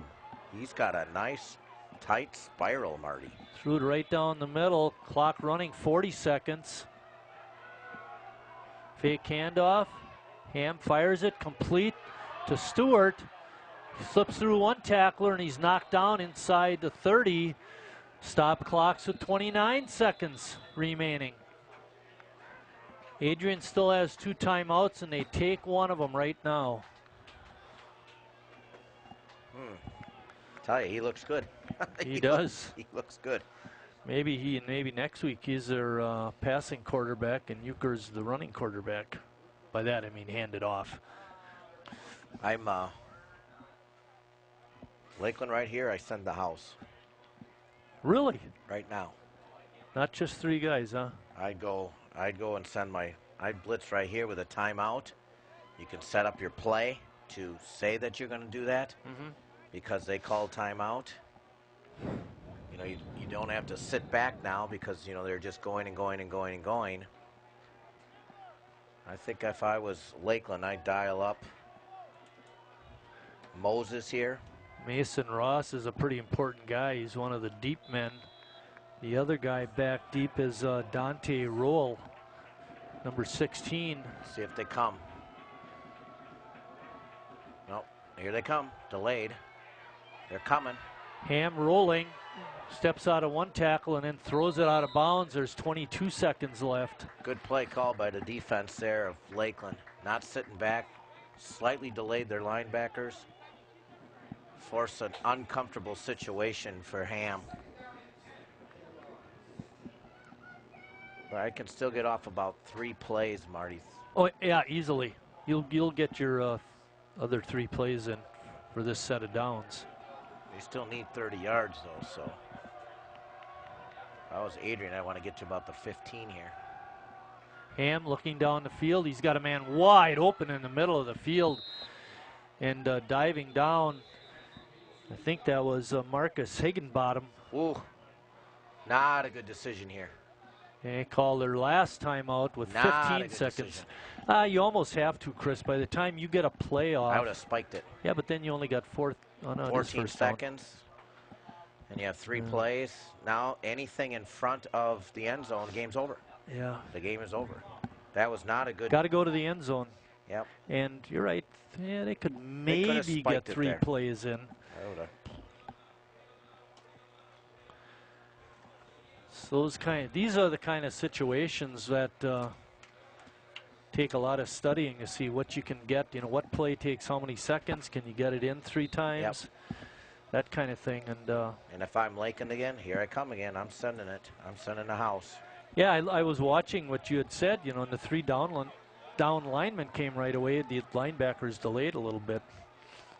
That was not a good choice by Adrian there. I would have just spiked the ball, get my guys all set. Just keep them out of the end zone. You don't need press coverage here. You need safety help. Ham has a blocker in the backfield, and Nutter drops back, going deep. Got a man back there. Smothers makes the interception. Lakeland ball. 10 seconds left in the ball game. Owen Smothers with interception number 4 on the season and a game clincher.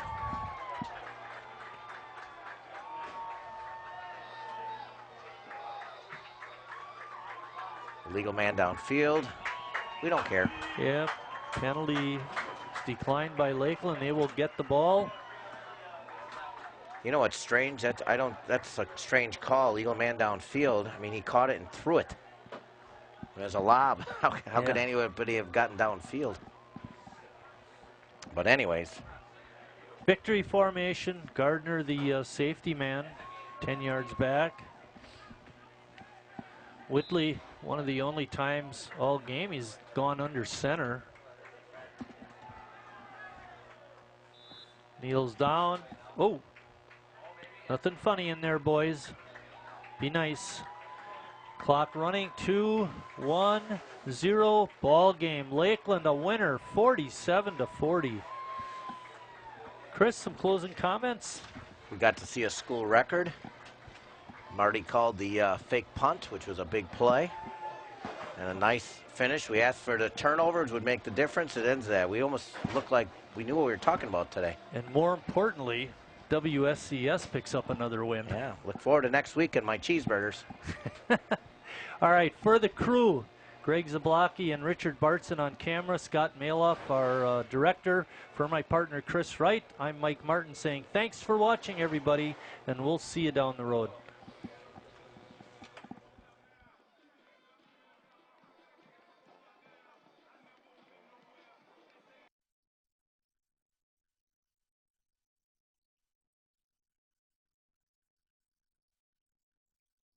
Thank you.